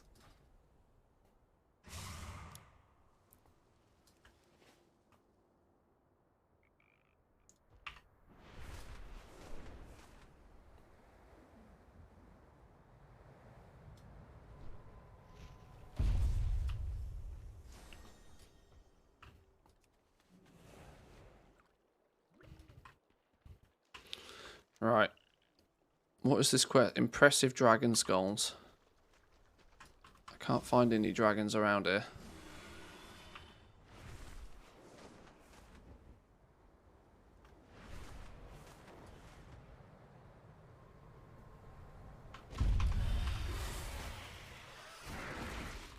This is the character that I leveled up first on the beta. And I went into this character trying to do just the everything approach, right? What happens if I just do everything on this character? Which is not really particularly scientific. But it's how I think is actually going to be probably the best way to play the game, to be honest. Is to pick a character with 2 professions and just do everything. It turns out they've added more stuff though, and it's quite a task in and of itself to just do everything.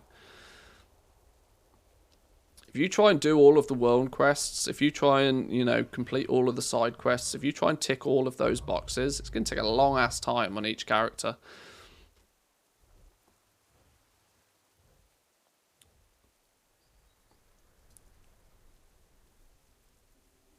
Let's go turn that one in actually.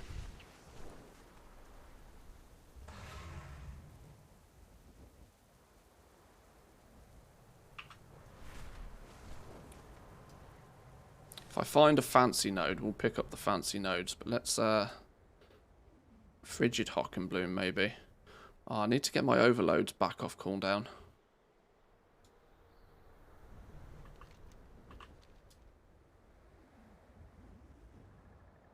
Oh, actually, it might not be the worst idea to try and get a...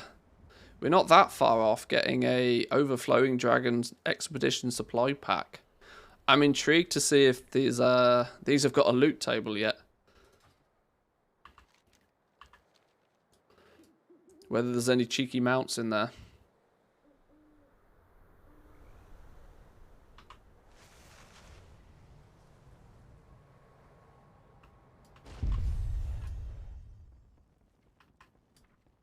What can I do for you? Look always to the sea. Although, I might be better off sending those... these things, these Dragon Isle artifacts. This is one thing that you can use to just constantly churn away at reputation. If I search for artifact, there's the Dragon Isles artifacts. These give you reputation with the Dragon Scale Expedition. You have these things, the Centaur hunting trophies. Mostly these are found by killing rares. If you're looking to get the centaurs leveled up nice and quickly, you're probably going to want to go on a bit of a rare hunt most days. Kill as many of the rares as you can each day. Give yourself as many chances at these. There's also one called a Titan Relic, I think. Is it Titan Relic? Yeah, Titan Relic is one for increasing your reputation with Valdrakken. And the Tuskars have one as well. I just can't remember what it's called.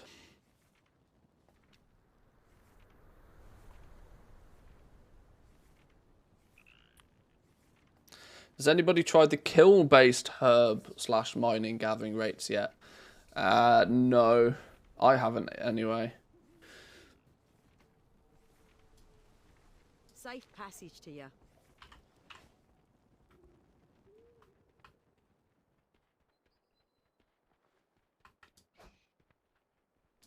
Archivist's requests. These seem to reset and seem to reset weekly as well.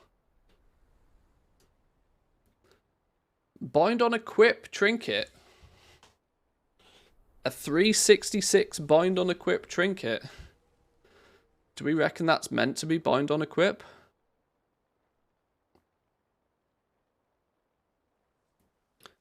Your attacks have a chance for the compass to show you a direction, increasing your critical strike, haste, mastery, or verse by 1700 for 12 seconds. It's not a bad trinket, is it? Let's be honest. A deck killer.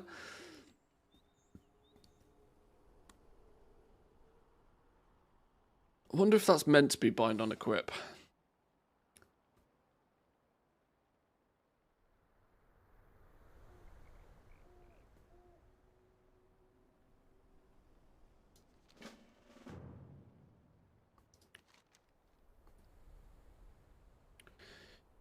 dungeon quest. Is it a weekly? It's a dungeon weekly quest with the factions itself. So it looks like there might be... It looks like there might be some weekly quests for the factions as well. Which I wonder if you need to unlock them at certain points. Maybe. I'm starting to stack up the dungeon quests, to be honest.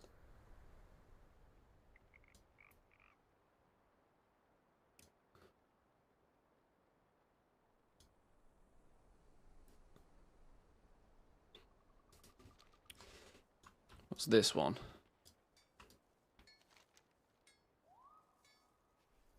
Lost Tuskar Kite. Find the Lost Tuskar Kite. Bushwhacker Compass. Bind on Equip again. This is the same one. Twice. Okay. Your auction house is going to be flooded with these if these stay bind on Equip. Veteran explorers know what a compass is the best way to get out. Although, like I said, these quests may only turn up. The kite is up here somewhere.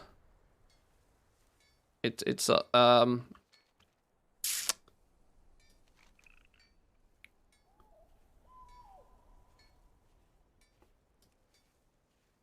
or is that also a dungeon quest? It's just a weekly. Where is number 2 on my map?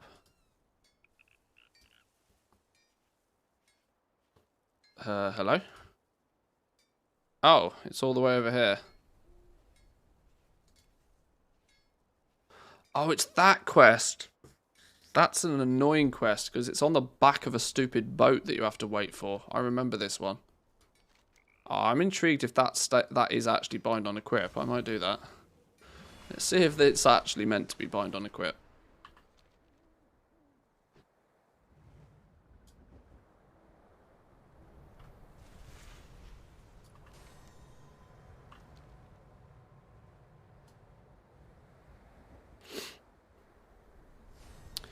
Weird enough world quest that a BOE trinket reward might not be a bug. Possibly. Rich node. Let's grab the rich node.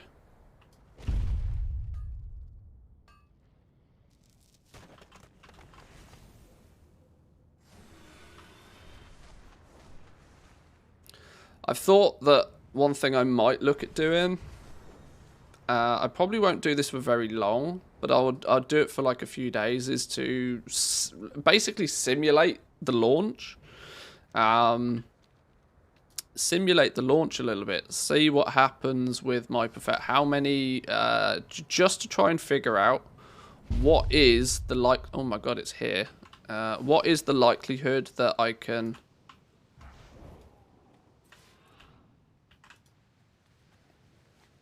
Well, that was the easiest world quest in history. You know, how many knowledge points can I actually obtain on a single character and a single reset for a single profession sort of thing? Load up my characters from retail with all of the relevant reputations and professions. And just see how it feels. Because I'm not particularly one that's overly keen on just, you know, testing leveling paths and that sort of stuff 10 times. I'll be doing plenty enough of leveling when the game goes live. I don't particularly want to be doing it all on beta either.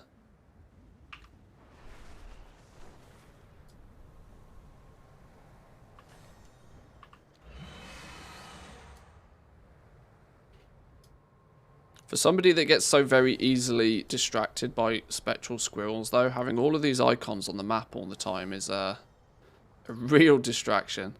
Because I hate to feel like I'm missing out on something.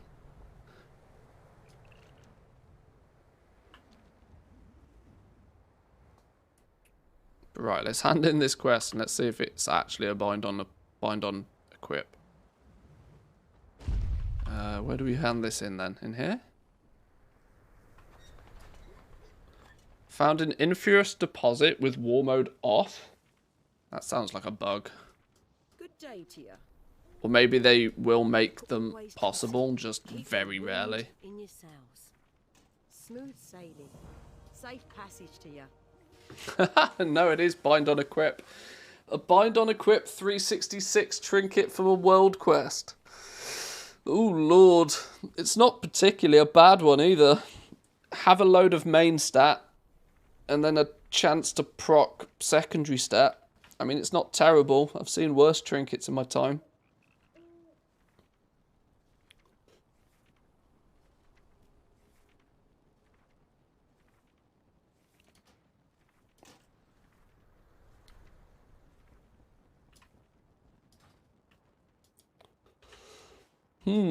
Alright, that's a strange addition.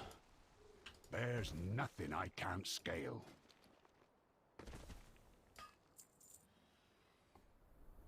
How does the item level compare to early crafts from professions? Keep a cool head. Competitively.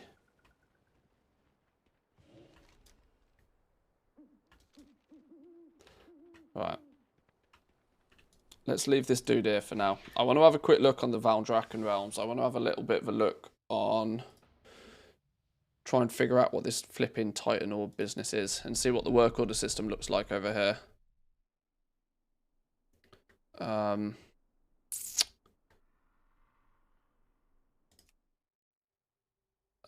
No, because Alliance get shafted.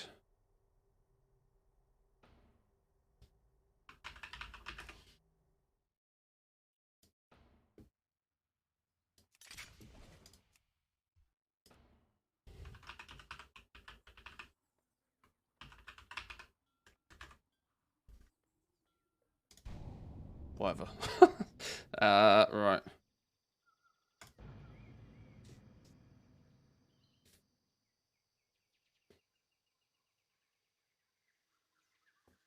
Farm HUD add-on is amazing. Lets you see tracking node icons in the center of your screen.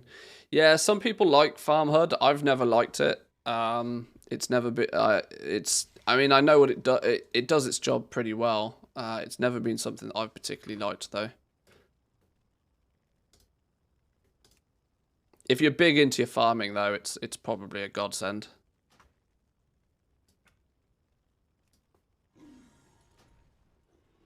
No, I don't want to delete the layout. What's going on? Whoa, no. Select the layout, please. Lord. Okay. Have they put tables back then? Alchemy, enchanting, jewel crafting, super table. Blacksmith, engineering, leatherworking.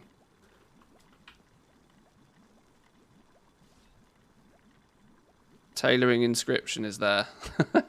People were complaining last week that these tables were bugged. Trinketeur. 421. Oh lord, they're giving everybody max mythic quality trinkets to play with. Walk with the earth, mother. There's a work order dude. Good luck, friend. Do you sell anything new? You just sell the recipes. You sell the brains. Where's these Titan orbs then? What the flippin' hell are they?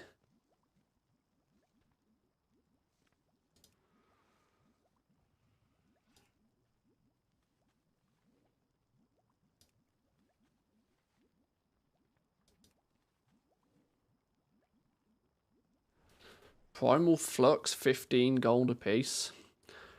Basic Draconic Vials, 10 gold apiece. Vendor mats are just going up in price, you know.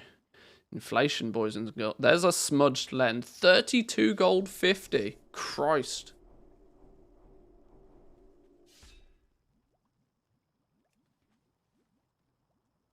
Now, that's not to say that these prices are actually accurate, but...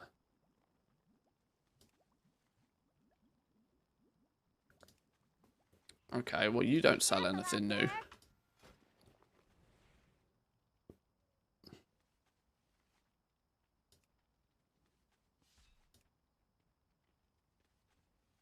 Well, that's all the same. Where are these Titan Orb things, then?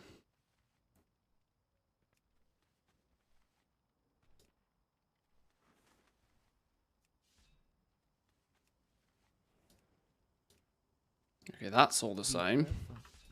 Okay, these guys have not changed. These are not selling anybody any new materials. So I would guess, which were the professions that used the Titan orbs? Blacksmithing and... what was it? It was blacksmithing and I think it was... hang on, let's try and find them. We shall meet again. Titan. Glowing Titan orb. A mysterious orb thrumming with energy found in possession of a Titan Watcher on the Dragon Isles. Well, well, well, your guess is as good as mine. A glowing Titan orb. Thrumming is an interesting word.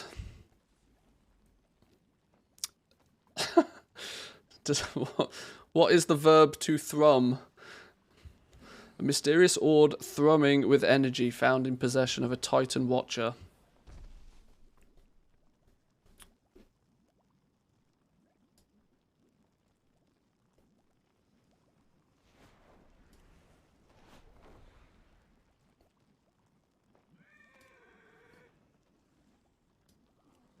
It's only used in one recipe for blacksmithing.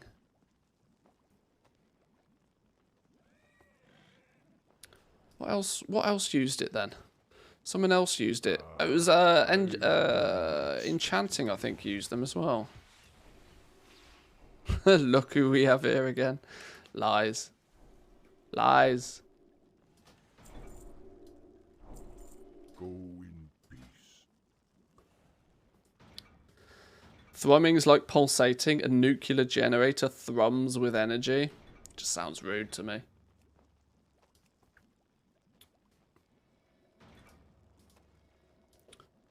Titan.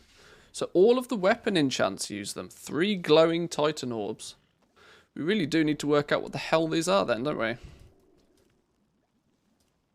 4 resonant crystals. Oh my days. They've bumped up the amount of resonant. These were only 2 last time I looked at these.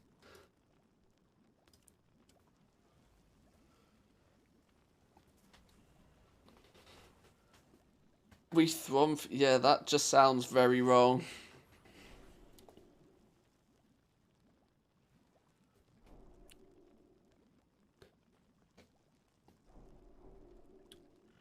Alright then. Well, no clear answers, unfortunately, on what the hell that thing is, other than we need it. Tuft of primal wool. This was a leatherworking thing. The winds No, guide. where's...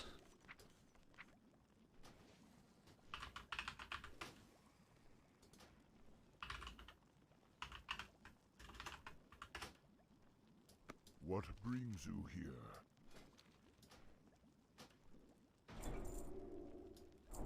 We shall meet again. Right, so what have they gone and changed here then?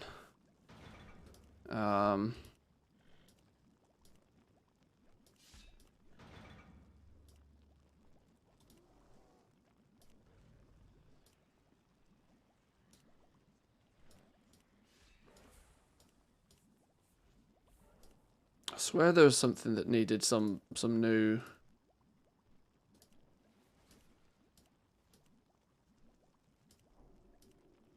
Okay, these are all the same. They might have tweaked the materials a bit, but these are all the same. Tuft of primal wool. A tuft of fuzzy wool from the Argali and Muskan that live on the Dragon Isles. Okay, these are just white random. These feel like really odd things to add this late in the game. Why is just stuff like... What did Expert Skinner's cap used to cost? 225 metal. Was it always that high? Yes. These have been 225 for a while. The top tier crafting stuff is, yeah, they're expensive.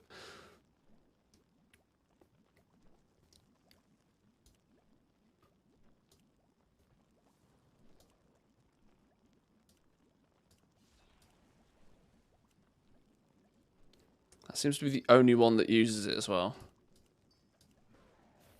What a weird thing to add.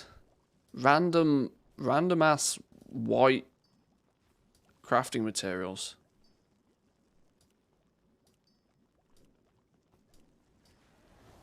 Seems very odd. Tuft of primal wool again here, look. Very strange.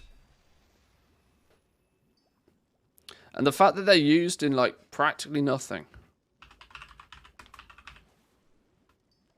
No, it's used in like 4 things. 1 tuft of primal wool. 1 tuft of primal wool. 3 tufts of primal wool. 2 tufts of primal wool. And they're all used in things that are definitely not going to be mass made. So these things will be like 1 silver before you can blink. They won't hold, these things won't hold their value at all. Unless they are so outrageously, ludicrously hard to farm and difficult to come by that they're just super duper mega rare, and that if you get 1 in an hour, it's 10k sort of thing. But that's definitely not happening on a white vendor reagent. These seem like a really weird thing to add.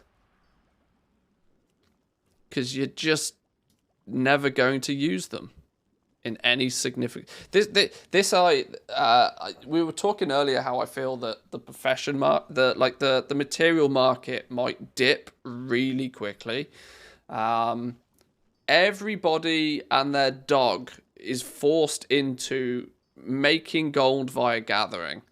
And the issue that comes with is that when everybody's gathering and everybody's trying to sell all of their stuff, that's only good for as long as there's lots of people buying it.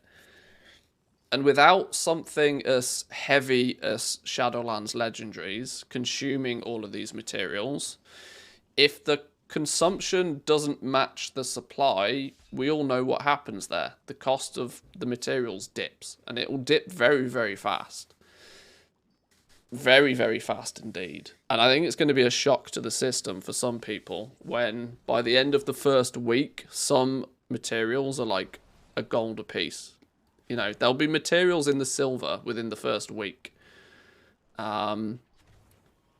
Simply because there's just not the demand for them. And Blizzard have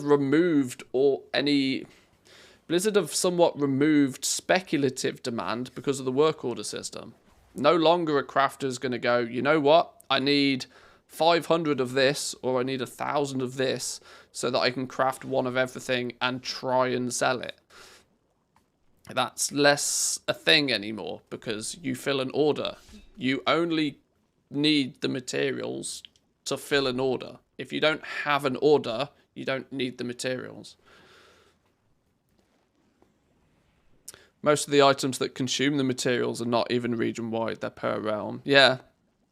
I wanted to take a little bit of a deeper look into things like alchemy. Things that are region-wide, let's put it this way. Herbs, I think, are going to hold their value a lot more effectively, since that, you know, potions are a thing. Consumables, they're the biggest use of consumables by far. I can't really envisage what's going to absorb all of the ore, because the ore's just going to start piling up and piling up and piling up. What is there out there that's going to take all of this ore out the game? In Shadowlands and in previous expansions, prospecting has done a good job of taking out a lot of the ore in the game. Engineering devours ore, but consistently, repeatedly, engineering devours a bunch of ore to maybe level it up. If people are making bombs on the regular, I suppose. But how many engineers actually do that? How many people who have engineering are actively spending 50k a week on materials to make bombs with it? There's a few basic crafted materials scattered through the professions that seem out of place, like they were meant to have a quality but just never got finished. Could be.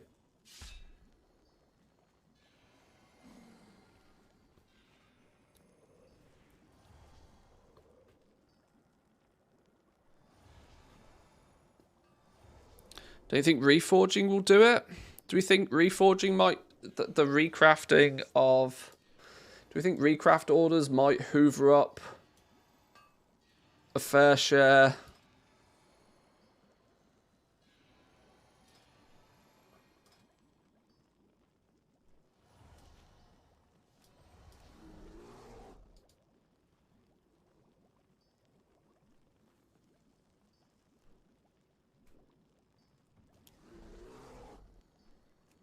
Why does my leatherworker not have the ability to do recrafting? Where's recrafting gone?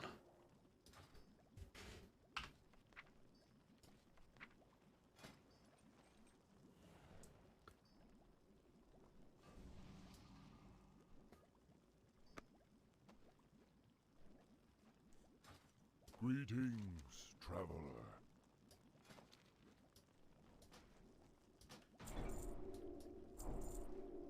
Walk with the Earth Mother.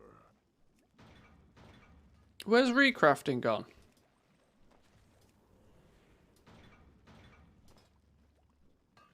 Have they disabled recrafting?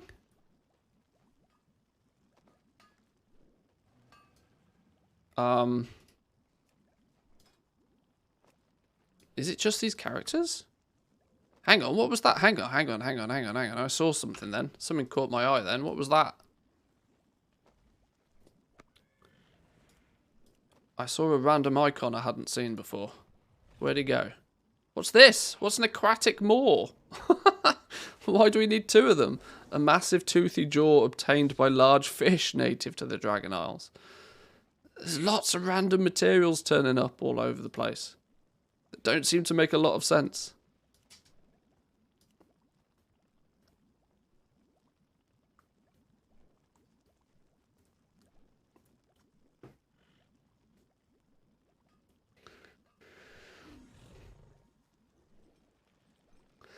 The order system's a letdown for me. I'm on a Horde-only server and wanted to re-roll Alliance because of better racials for professions. When I re-roll Alliance, I can't communicate with the customer for private orders and can't advertise on /2.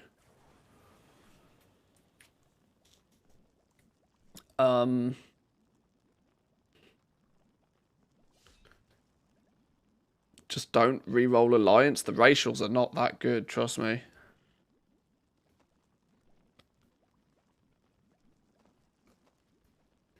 Maybe we need to test these orders a little bit more then.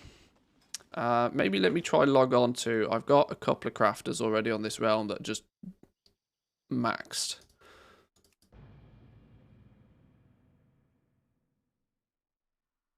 Hang on, before I do this, I'm going to go grab a drink actually. I'm getting a bit thirsty. I'll be back in 2 minutes, boys and girls. Occupy yourselves.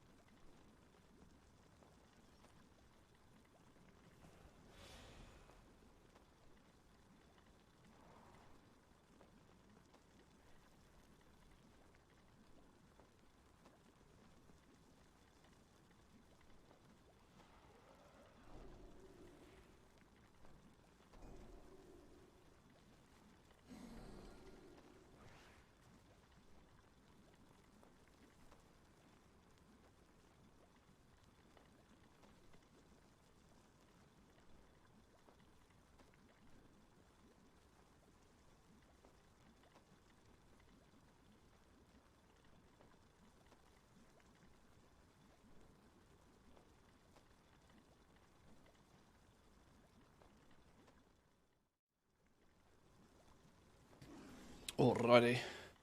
I think this is the one of my characters that's pretty much maxed everywhere. Or maybe not. Oh.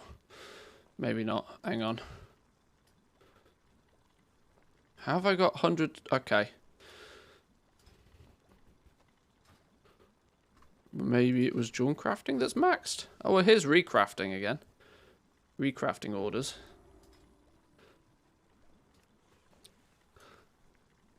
Okay, yeah, this is my... Why is that? What's going on? Oh, there we go.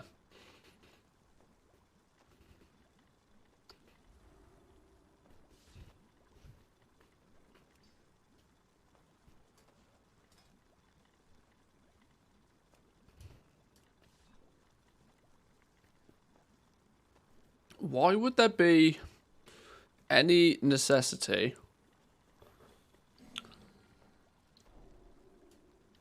that feels a bit weird. Why in the world would regular ass gems need to be on the public order system?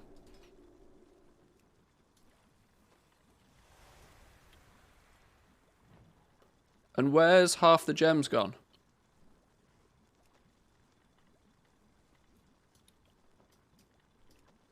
Oh. Oh, okay. This character's only got the stuff that you get from the trainer. That makes more sense, okay.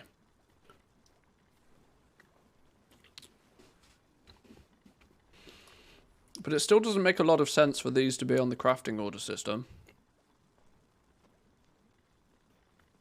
Because just they're on the auction house.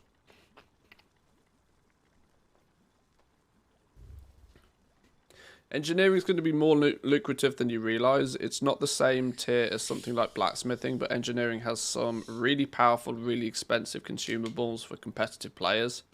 And the braces all sell very well. But I'm biased since engineer's always been one of my best goal makers. I make a killing selling the toys, mounts, battle reses, and mats.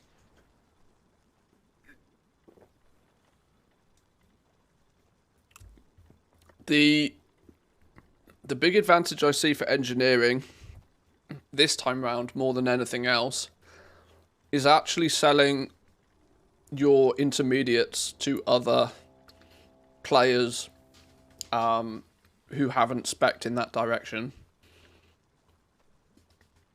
If you treat engineering as a true utility profession, you'll there's the possibility to end up just selling just disgusting amounts of materials to other engineers. Those engineers that spec in the direction of making the braces, of making the, you know, the end game pieces of gear, those are going to be the ones that are going to aggressively be trying to get access to quality 3 Arclight capacitors, which are just going to be a nightmare to craft without speccing into them quite aggressively. That's where the money's going to be made in engineering, is the fact that there's like 3 levels of intermediate materials stacked on top of each other.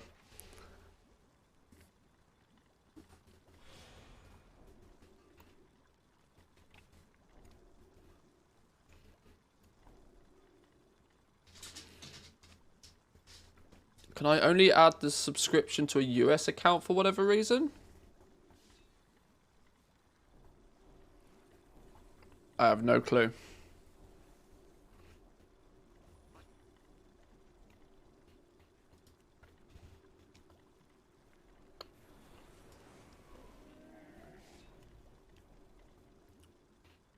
Okay, so what else can we put on the work order system for Jawn crafting then? Empty soul cages. This could also do with being, you know, tool tips or something. It would be really nice to just be able to not have to guess what this even is. Wow,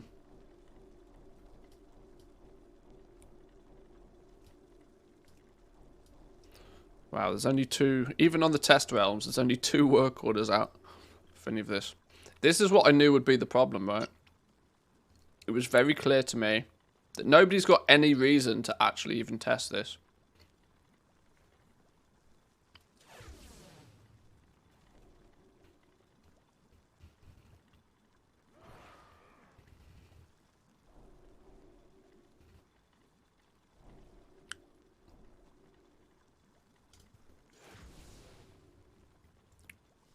You have insufficient reagents. How can I have insufficient reagents?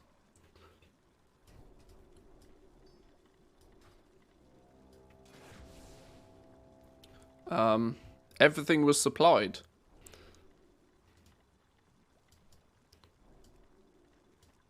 If everything's supplied, okay. It's clearly still busted. The only button I can press is the add secondary reagents.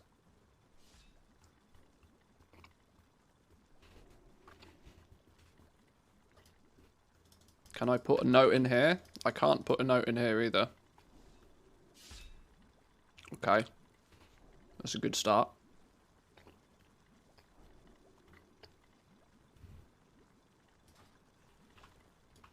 Feel free to browse.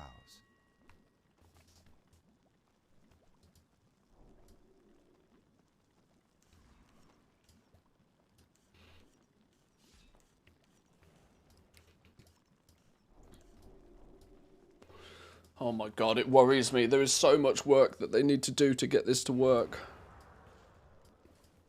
Oh, it's seriously concerning. There's so much work they need to do to get this to work.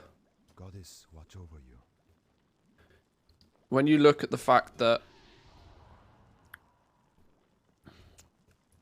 I mean, it claims here that there could and there should be work orders for these gems when there isn't. And there's no way to make them at the moment.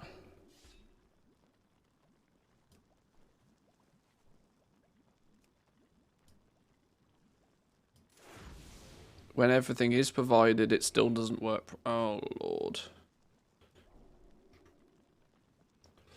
Do you think Blizz will expand the qualities in future patches? I wonder if 10.1 will introduce quality 6 goods and quality 4-5 materials. It's a direction they could go.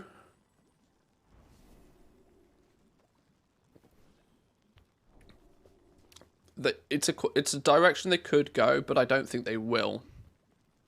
Simply because a lot of the way that this system works, your inspiration, resourcefulness, and all of this sort of stuff, a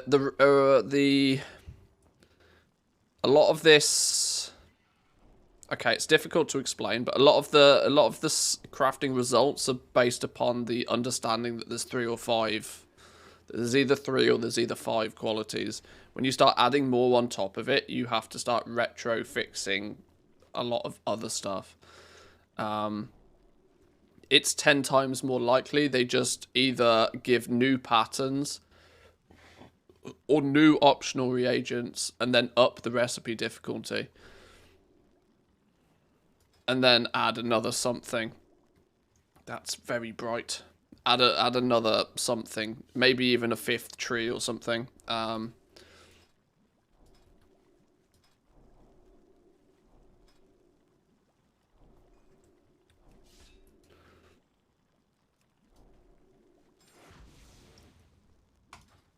may I help? What could I possibly put an order in for that is a jewel crafting thing?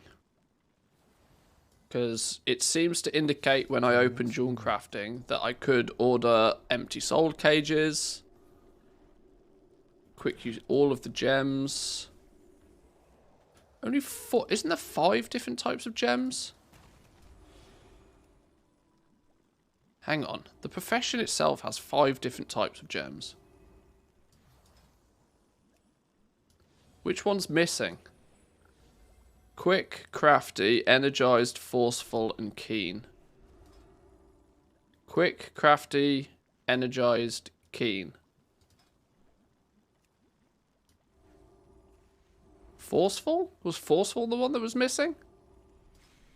Why can you... None of it makes sense. Oh, they've got so much work to do, and they've got like 3 weeks to do it. I really hope that they're seriously further ahead than what this presents.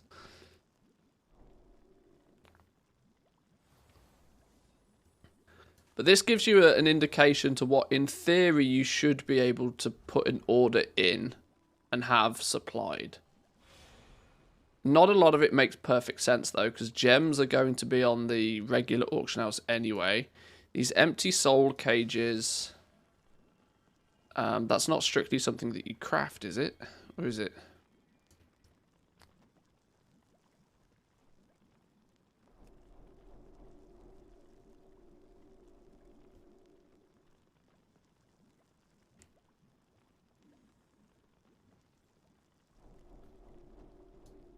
Oh, empty... Crafted by Dawn Crafters to be used with the Zap Throttle Soul Inhaler, which is created by engineers. Elemental souls can be captured with this for use in many powerful crafts or shattered as a cool way of acquiring awakened essences. There's no reason, once again, why these wouldn't be on the regular auction house. They'll absolutely be on the regular auction house. All of these gems will be on the regular auction house, and it doesn't make a lot of sense to me to why the Nosderite cuts. It doesn't make any sense why these are here in the first place, but it makes less sense to why they've chosen to exclude the Nosderite cuts.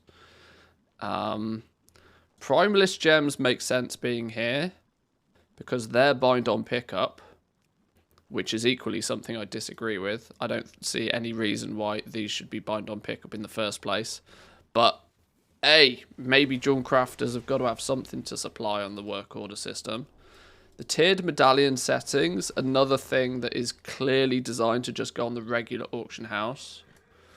It's not like you don't need a custom order system for something that can't be customized. Gems are not something that can be customized. Tiered medallion settings. Quality is a factor, but you can have quality 1, quality 2, and quality 3 all on the auction house.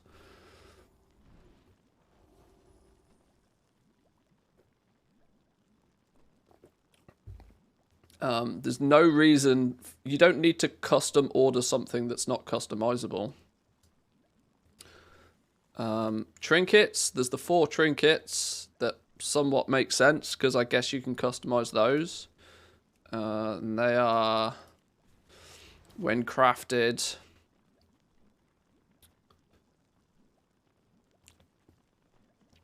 there's the... Obviously, providing... The bind on pickup materials is the number 1 reason to why they're part of the work order system. These kind of make sense. These make sense.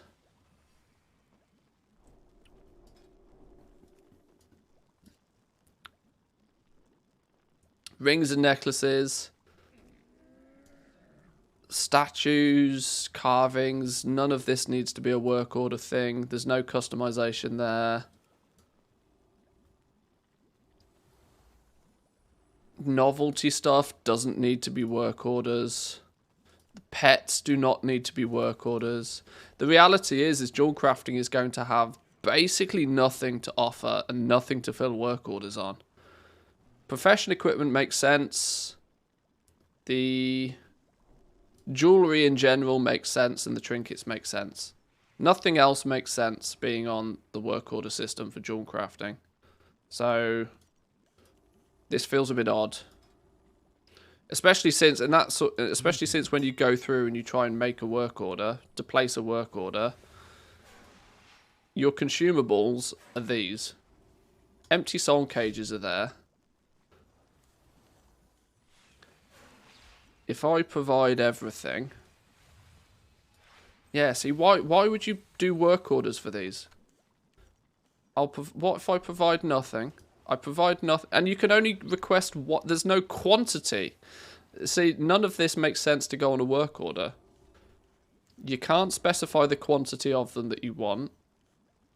I could supply nothing, offer a 1 gold commission, with a posting fee in and of itself of 5 gold.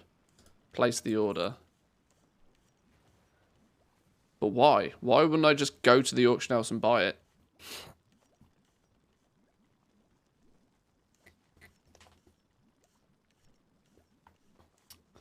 On my Dawn Crafter, all 5 air gems are showing up on the crafting order tab. Maybe you need to have a certain spec or something. Well, this fella's maxed. This fella's got everything. This fella's balls to the wall maxed out.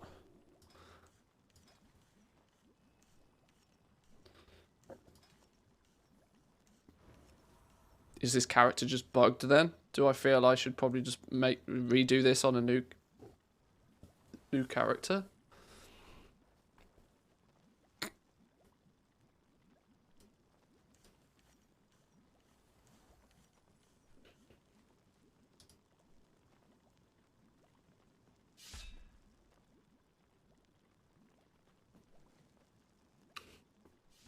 Oh, I said I wasn't going to get into crafting orders today, and I wasn't going to talk about crafting orders too much.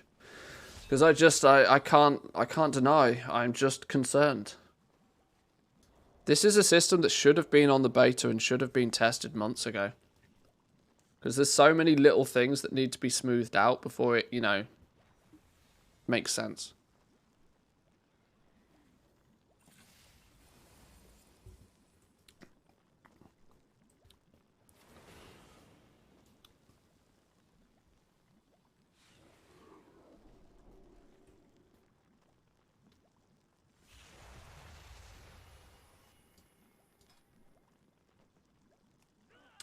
Alright.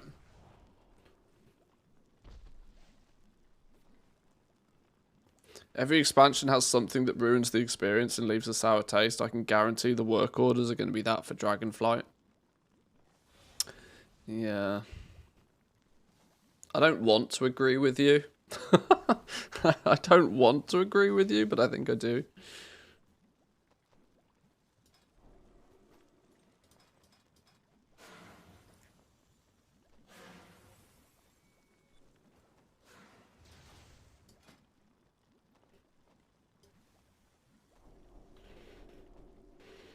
Okay, I don't really have a huge amount more I want to play with on the test realms, to be honest.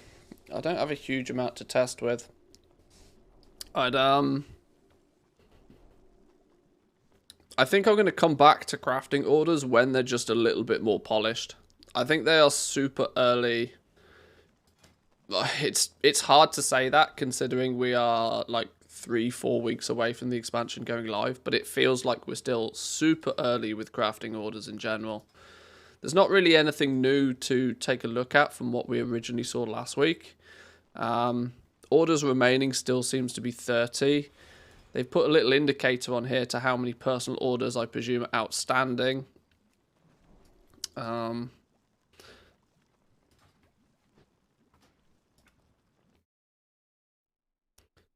Maybe looking at something like alchemy. Does alchemy have anything to offer for the work order system at all? Does alchemy have anything?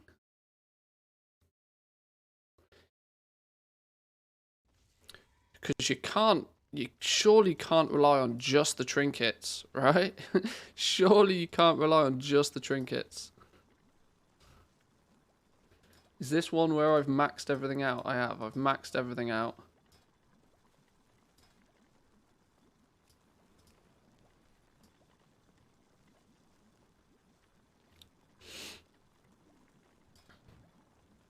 Oh, wow. Oh, wow.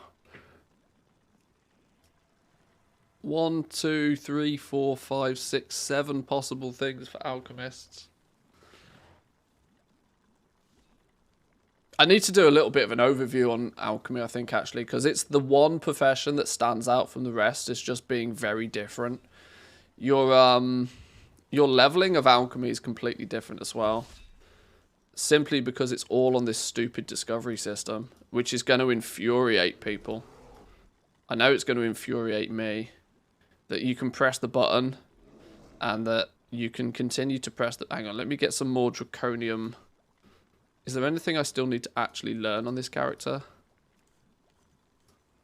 Potion of Cauldron, ultimate thing. That comes from the raid. Purchasable on the auction house. Purchasable on the auction house. See, I can't discover these ones anyway. That's a rep grind. Vile experimentation. We can still learn one.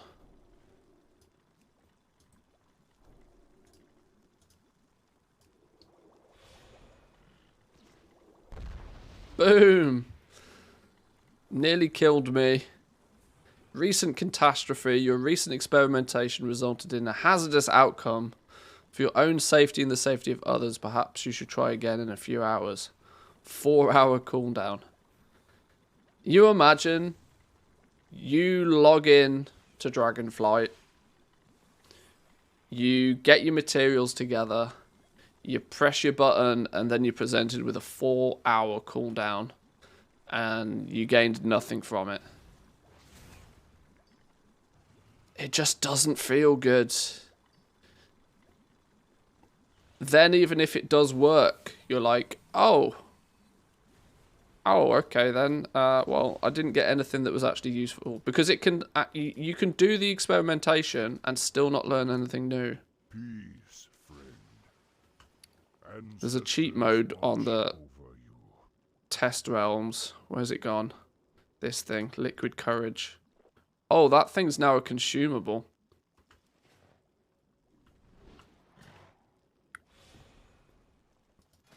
I wonder if they are going to push those to live, you know. Advanced vial experimentation. At least when it failed, it didn't consume the materials. That would be double bonus painful.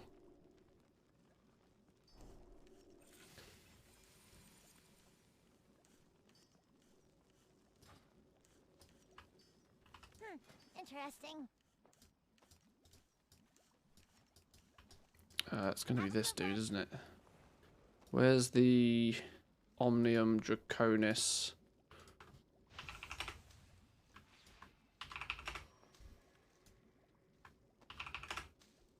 Go in peace.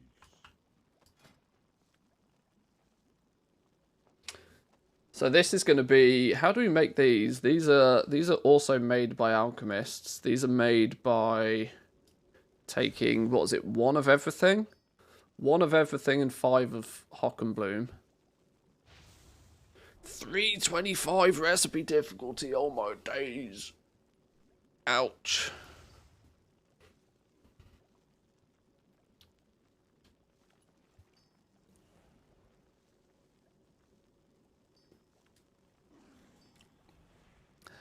Is it even possible to get these to quality 3 then?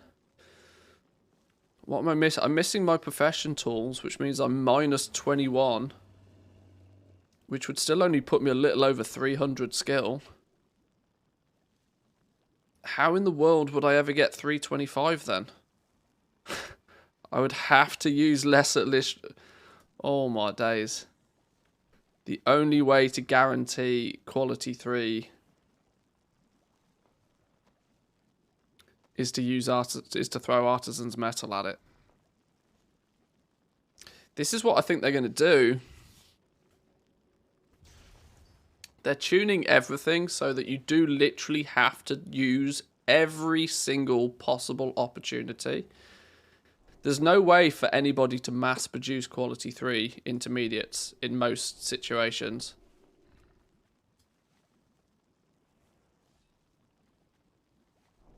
Even Primal Convergence.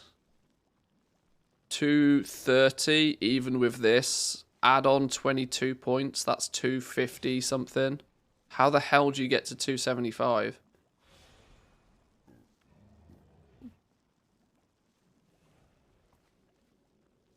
Quality 3 intermediates are going to exist solely from inspiration procs.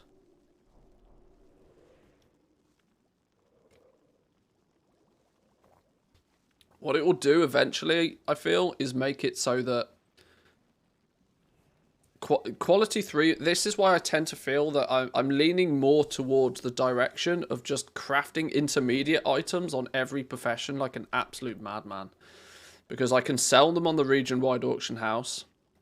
My market is you know, the entire region.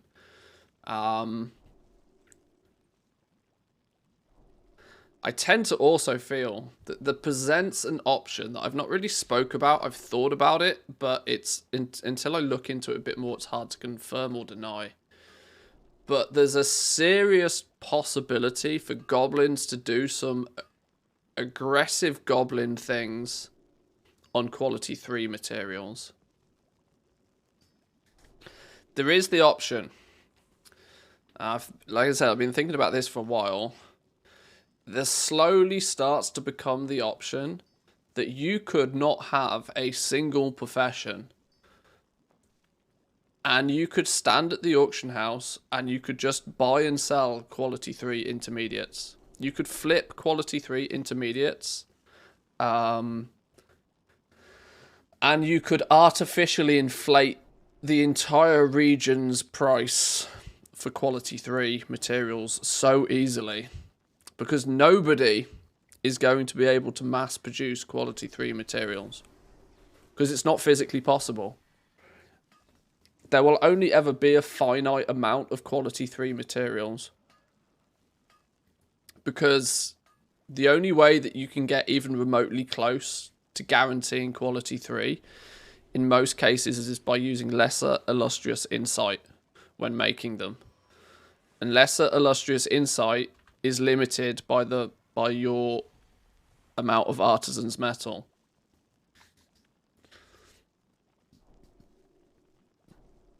And artisan's metal is limited by your knowledge. So there's a path all the way back to something that's limited, which is not something we're used to with materials. We're not particularly used to having any material in the game that is actually got a finite number on how many of them can exist at any one period in time. And I tend to feel that the demand for quality 3 materials will be pretty high.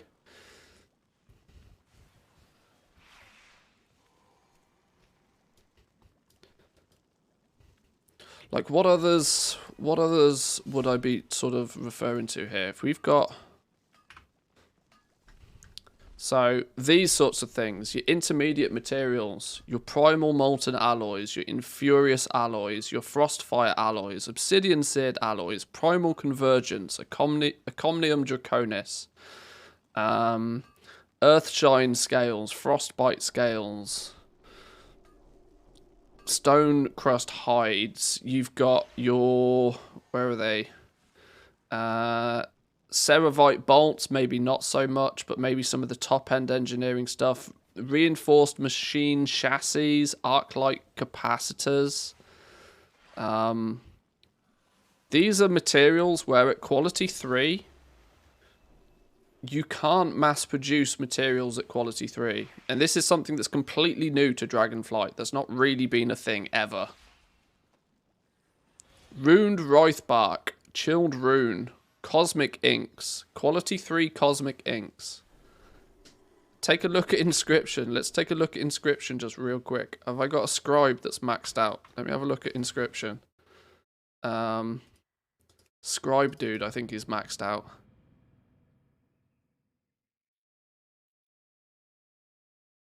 You can mass produce with inspiration procs. To a degree. But you are relying on a proc, which would in turn create a huge amount of waste, almost. I guess by that degree it's not strictly a finite quantity. But if you're trying to make quality 3 Cosmic Inks, Cosmic Inks, I've got a recipe difficulty of 300.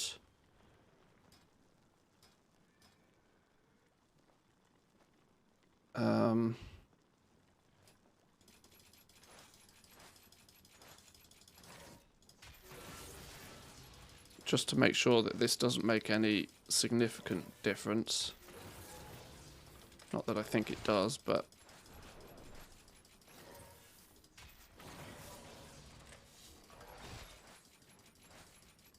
Oh, my clicking finger. Hey, what's going on? Okay. Hang on, I'm out of points. Where's my inscription book? Guide to inscription.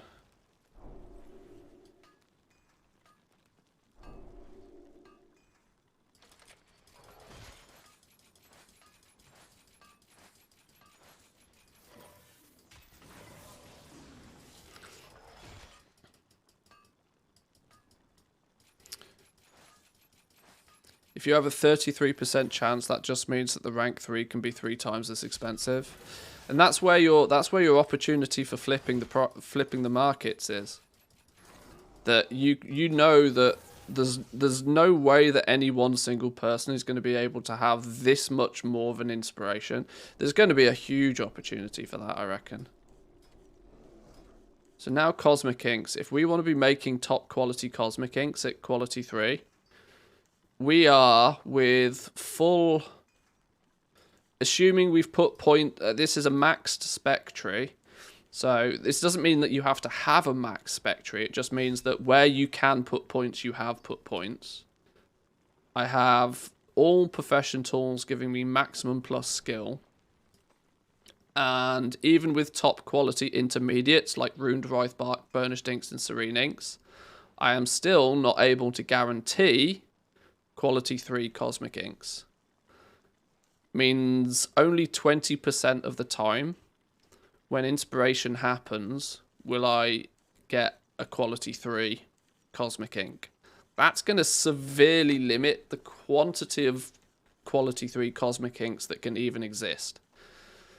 You can, you know, give yourself a bit of a boost by using one of these, which will push you above the limit to get quality 3.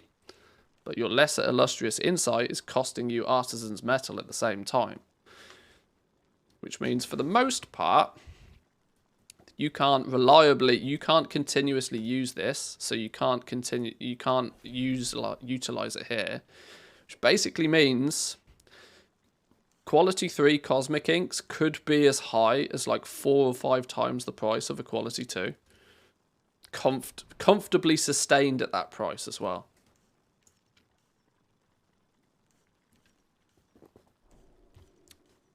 So let's say your Cosmic Ink ends up... I mean, hang on, I haven't done the numbers for this.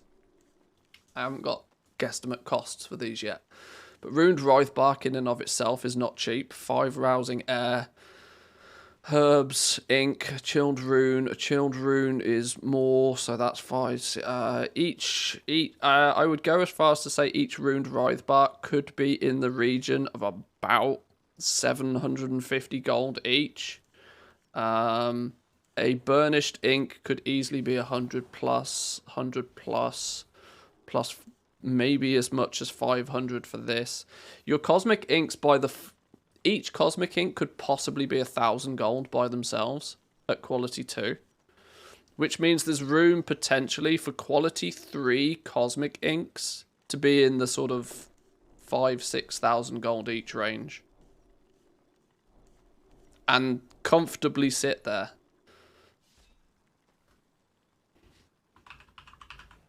Because your Cosmic Ink is then going to go into your Dark Moon deck boxes in great quantity, by the way. In great quantity. 12 of these each time you make one. Going into the offhands, going into the two-handed staves. In, like, good quantities as well. Oh, my lord. Is there a version of the epic blacksmithing hammer for all professions? No, there's only an epic one. There's an epic blacksmithing tool and there's an epic tailoring accessory. They're the only 2 epic ones.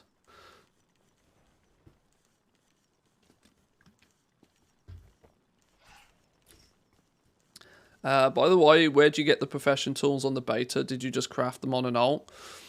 No, I leveled up the profession I needed to make them.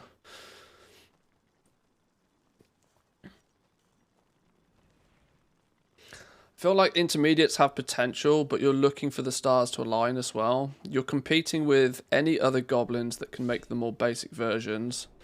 So the additional skill you gain from speccing into intermediate trees needs to A, get you to the next level in that item, which depends on a lot of variables, and B,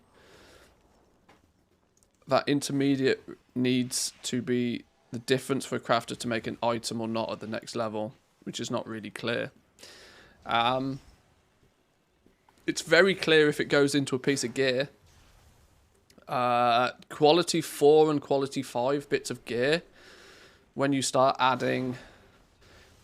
slapping on your primal infusions and your concentrated primal infusions, If you're going to make a piece of gear heroic, or you're going to make a piece of gear into a mythic item level piece, you're doing yourself a true disservice by not using top quality materials to make that thing.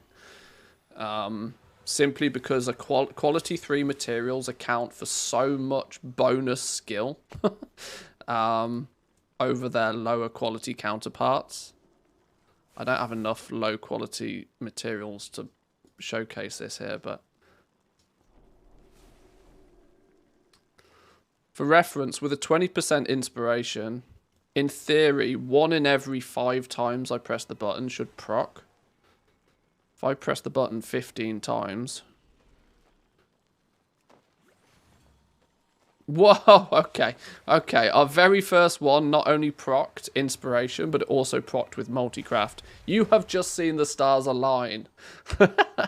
Goddamn game, showing me up. That is the stars aligning. When it procs an inspiration and procs your multicraft at the same time. That's 50k gold right there, yeah. That doesn't... That doesn't normally happen.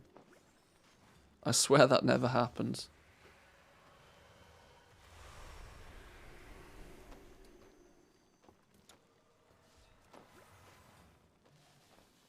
Saved a reagent. 2s, 3s with a multicraft. 9 with a multicraft. Inspiration.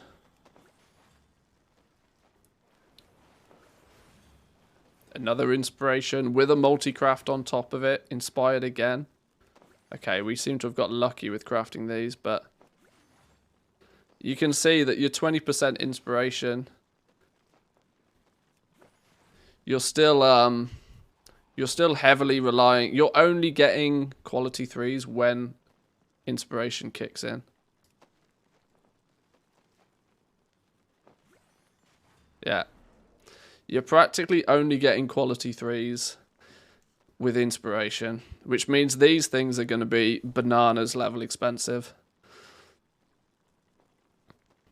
And this pattern repeats itself for all of the high tier intermediates as well. It wouldn't surprise me too much if you look at what it makes to the recipe difficulty of 260 for chilled runes. There's not much that makes a significant difference here, but the same scenario again, right? I'm top quality materials, all profession tools. I'm still shy of guaranteeing quality 3. Guaranteeing quality 3 only comes from using a reagent that's limited in its quantity. So these top quality intermediate material, and like I said, chilled runes go into making runed Wraithbarks. Runed Wraithbarks go into making cosmic inks. So you've got 3 separate components here that all are going to have very expensive tier 3 quality materials in the first place. So your ability to reliably do what I just did there even is slim to none. Well, it'll be possible, but it's going to be monstrously expensive to do. Because you've got inspiration proc sat on top of another inspiration proc sat on top of another inspiration proc. That's bananas. That's actually wild. You'd need an inspiration proc to get a top quality chilled rune. You'd have to take that inspiration proc and get an inspiration proc on the runed Wraithbark to get a top quality runed Wraith. So there's 2 inspiration procs you need to get a quality 3 runed Wraithbark. When you then go and use those in making a cosmic ink, oh, hang on. First, you need to make burnishing inks. That's fine. We can do those at quality 3, guaranteed, just about. But your cosmic inks, you need 2 inspiration procs to get quality 3 runed Wraithbark. Your burnished inks, we should just be able to possibly these things are going to be bonkers crazy. 2 inspiration procs to get your quality 3 runed Wraithbark, and then an inspiration proc on your cosmic ink itself. Woo! Materials, man. Materials. These things are going to be pricey.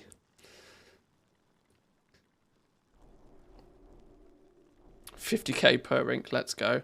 I'm not entirely sure it's going to be $50k per ink, no, but it's designed in a way so that if you want the best quality stuff, it's not going to be cheap. And when these intermediates, they stack on top of each other like they do in Inscription, and Engineering's another one.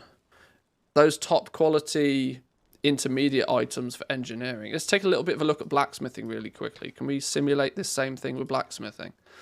I don't think I've got a blacksmith where I've maxed it out, though. Let's have a look at this dude.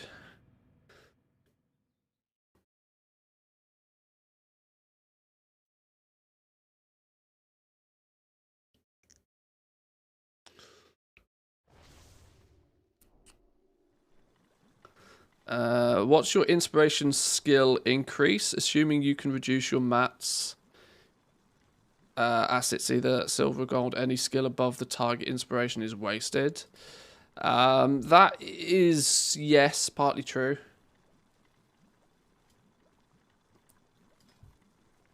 This dude is not maxed out in any way, shape, or form, actually. But let's see if we can just guesstimate the scenario here. Primal Molten Alloys, Casgarite, Draconium. These are basics. What I'm looking for is any scenario where one intermediate item goes into another one. No. Okay. Blacksmithing's not quite as subject to this. Simply because it's just basic ore that goes into it. You're not taking a Primal Molten Alloy and then putting it into an Obsidian Alloy, for example.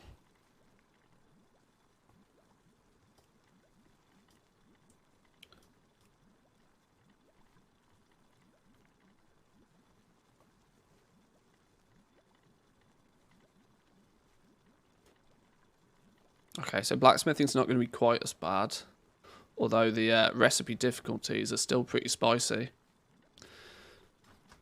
Engineering, I think, is the other one. Inscription and engineering are the ones that are looking as if they could end up being just bonkers crazy.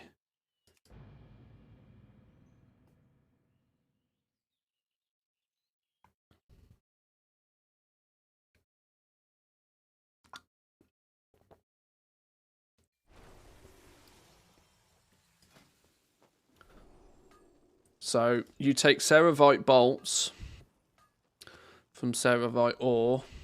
These have only got a recipe difficulty of 50, so you'll make these really easily without much difficulty. You then take your Ceravite bolts and you turn them into springs. In some cases, their difficulty is only 150. That's not going to be too bad. Greased up gears, it starts to get a little bit trickier. You've got a difficulty of 250. Getting quality 3 variants of these is going to start to be a little bit tougher. Ever burning blasting powder's not too bad. Your reinforced machine chassis, this is where it starts to pile up. You're taking gears, which are not too bad to get your hands on. Shock spring coils, which won't be too... yeah, you've got 3 different opportunities there where you could preferably use quality 3 every time. And you'd need to stack your profession tools, and you'd need to do spec things. But then it's your arc-light capacitors. Okay, even arc-light capacitors aren't too bad. Gears, springs... yeah, it's mainly going to be those cosmic inks that's the problem. Good luck, scribes. Good luck, scribes. Good luck getting quality 3 cosmic inks. This could all be very easily rectified if they just shaved 20 points off the difficulty for cosmic inks, though.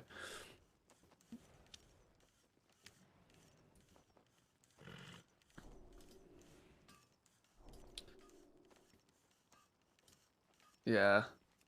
Yeah, that's not going to be too bad. It's more the fact that with Inscription that they stack. You need your chilled runes to go into runed Wraithbarks. You need runed Wraithbarks to then go into your Cosmic Inks. And both chilled runed and runed Wraithbarks have quite high difficulty levels in the first place. A bit of tweaking and tuning could probably adjust that, and it wouldn't surprise me if that happens before it goes live. But if it doesn't, Cosmic Inks are going to be ludicrous. Oh boy. I love trying to figure all of this stuff out though. It's spotting these patterns before they become a thing. This is one of the true things to really gain an advantage with goal making. It's less a case of being able to actually do it. It's more a case of just knowing what's going to happen. The further ahead you can see, if you can spot the errors before everybody else does, you can usually do something to play around it.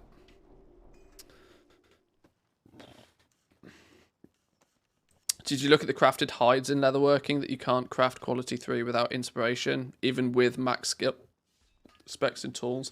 Leatherworking might actually be an issue. But that seems to be the case with most of them. Is that your wallet? The top Are you just tier glad to see me? intermediates Both I hope. is the top Thanks for tier figuring all intermediates this have been stuff out for US. You're, for us, I suppose that's meant to be. Not just for the US. DeBoots, thank you very much for the Prime. Appreciate it. It seems to be that most top tier intermediates are going to be really difficult to consistently make at top quality as well. I tend to feel that if where are the Blizzard clearly didn't want things to get too expensive, but the way things look right now is they still could potentially. 375 recipe difficulties, my lord. Okay, that's a beefy that's a beefy recipe difficulty right there.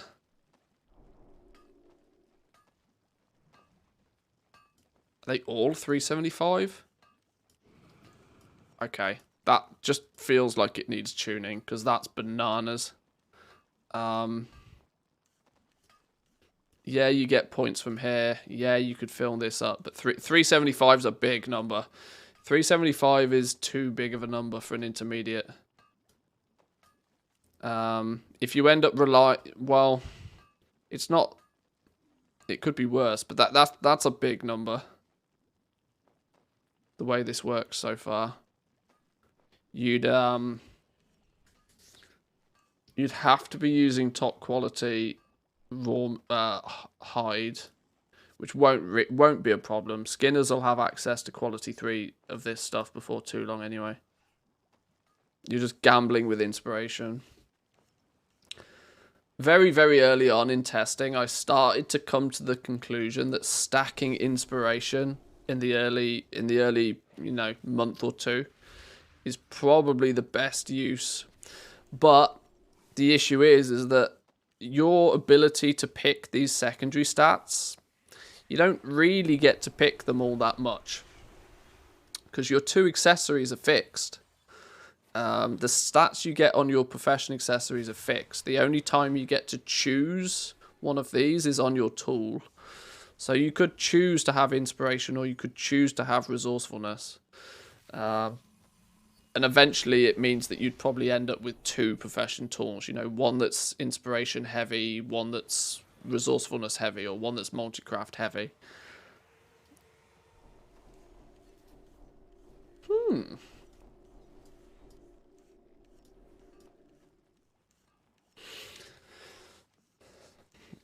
Or speed for the shuffles. Well, in 10.3, probably, yeah.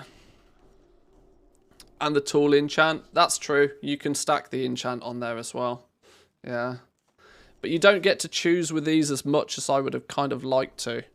This is what I tend to think might be a 10.1 or a 10.2 thing. They might, with one of the major patches, what they may choose to do is, instead of giving crafters a whole bunch of new recipes and stuff, they may go the route of just, well, here's a whole bunch of profession accessories. Now you have choice with your profession accessories. Build this into, build this system up a little bit. You used to be able to, in the early days, you used to be able to, you used to be able to customize even this basic stuff, even the basic green leveling things. They weren't fixed stats. You could craft 5 of these and they'd all roll with different stats.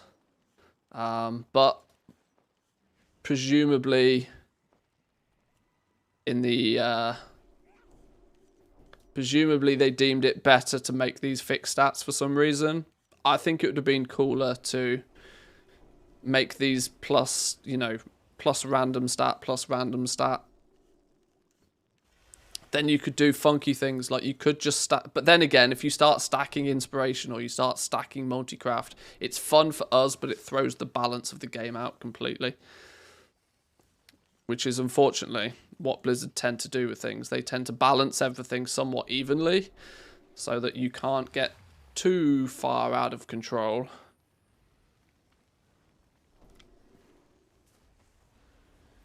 Honestly, don't think that gambling for the top 1% quality objects is that bad. I just feel like maybe the chance of getting the materials to craft those is slightly too low. Just what I've seen though, not tested it.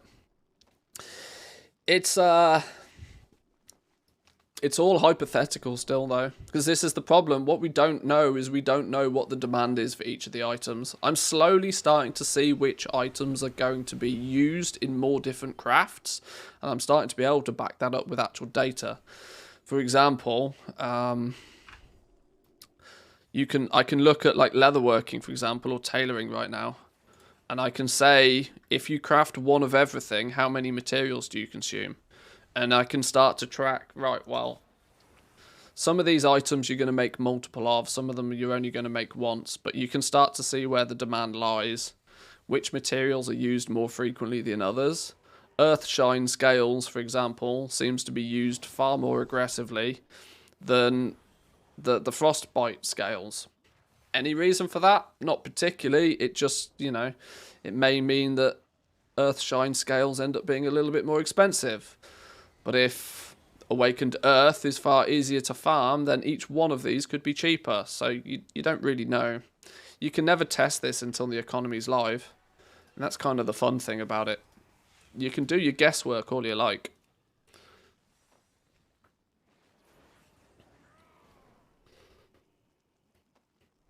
Any way to get that sheet? Yes.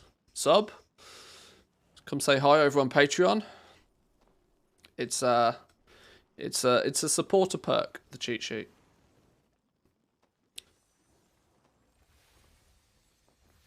Any thoughts on the enchanting weapon disenchant demand? I don't know what do you mean?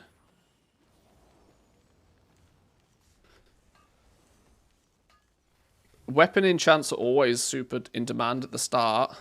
If you're referring to the disenchanting of weapons to potentially gain crystals, that could be big. That could be big if crystals are hard to come by. Oh, the one that gives you the chance for the epic crystals. Yeah, if it becomes such that getting if it becomes difficult to get crystals by any other means, then that definitely becomes very strong.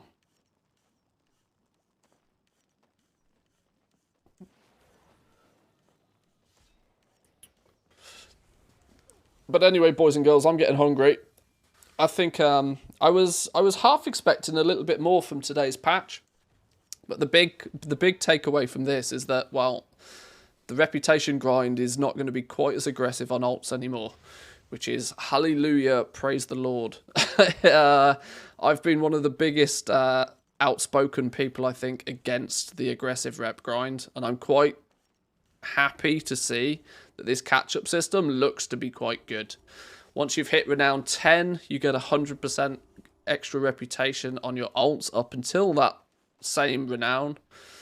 Once you hit 20, it doubles up again to 200, which looks very, very good. So I might put a little video together just talking about that and let people know that it's a thing.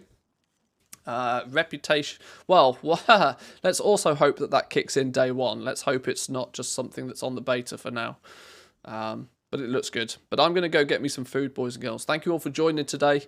Hope you enjoyed. We'll probably be back again at this tomorrow, although I may spend tomorrow. You may have noticed that my stream schedule is pretty wackadoodle at the moment. It's all over the place because I'm very, very busy trying to get everything prepared for the start of Dragonflight. Secondly, I have some pretty major IRL stuff going on at the moment, so I'm having to spend less time doing this at the moment than I'd probably like to, which is why my stream schedule's all over the place. But if you enjoy, make sure you hit the follow button. Oh, just ever so quickly, yeah, that reminds me, the Twitch drops, the Feldrakes, all of that sort of stuff. We will for sure be streaming on those days. So if you want to get your drops, if you want to get the... I can't remember which order everything was now. I can't remember what order everything was. The Feldrake comes out on the launch. The Tuskar Kite, I think, is the phase 2 of pre-patch, so the 15th. There's not anything happening in that regard for a couple of weeks. Hopefully I'll have got things leveled out and a bit more balanced by then. Yes, that will be we'll be streaming on those as well. Is it required to have subbed to get the drops? No, I believe it's just purely for watching. There's a time restriction on it. You got to watch, I think, you got to tune into a World of Warcraft stream for like 4 hours, I think, to get the kite. 4 hours when the game goes live to get the Feldrake. There is one of them. There's a pet. What's it called? I can't remember the name of the pet. There's one of the pets that requires you to gift 2 subs, which is the equivalent of about, I don't know, $8 to $10 US to get the pet. If I watch the VODs, do I get credit? I don't think VODs count, but don't quote me on that. I don't know. I don't think VODs count though. I think it's live. But anyway, I'm going to go get me some food. Enjoy the rest of your day, boys and girls. I'll keep up with the YouTube content. There'll probably be a little video for you guys to enjoy later on today, so make sure you stay tuned on YouTube for that. But otherwise, I'll see you all next time. Have a good day, boys and girls. Catch you later. Peace.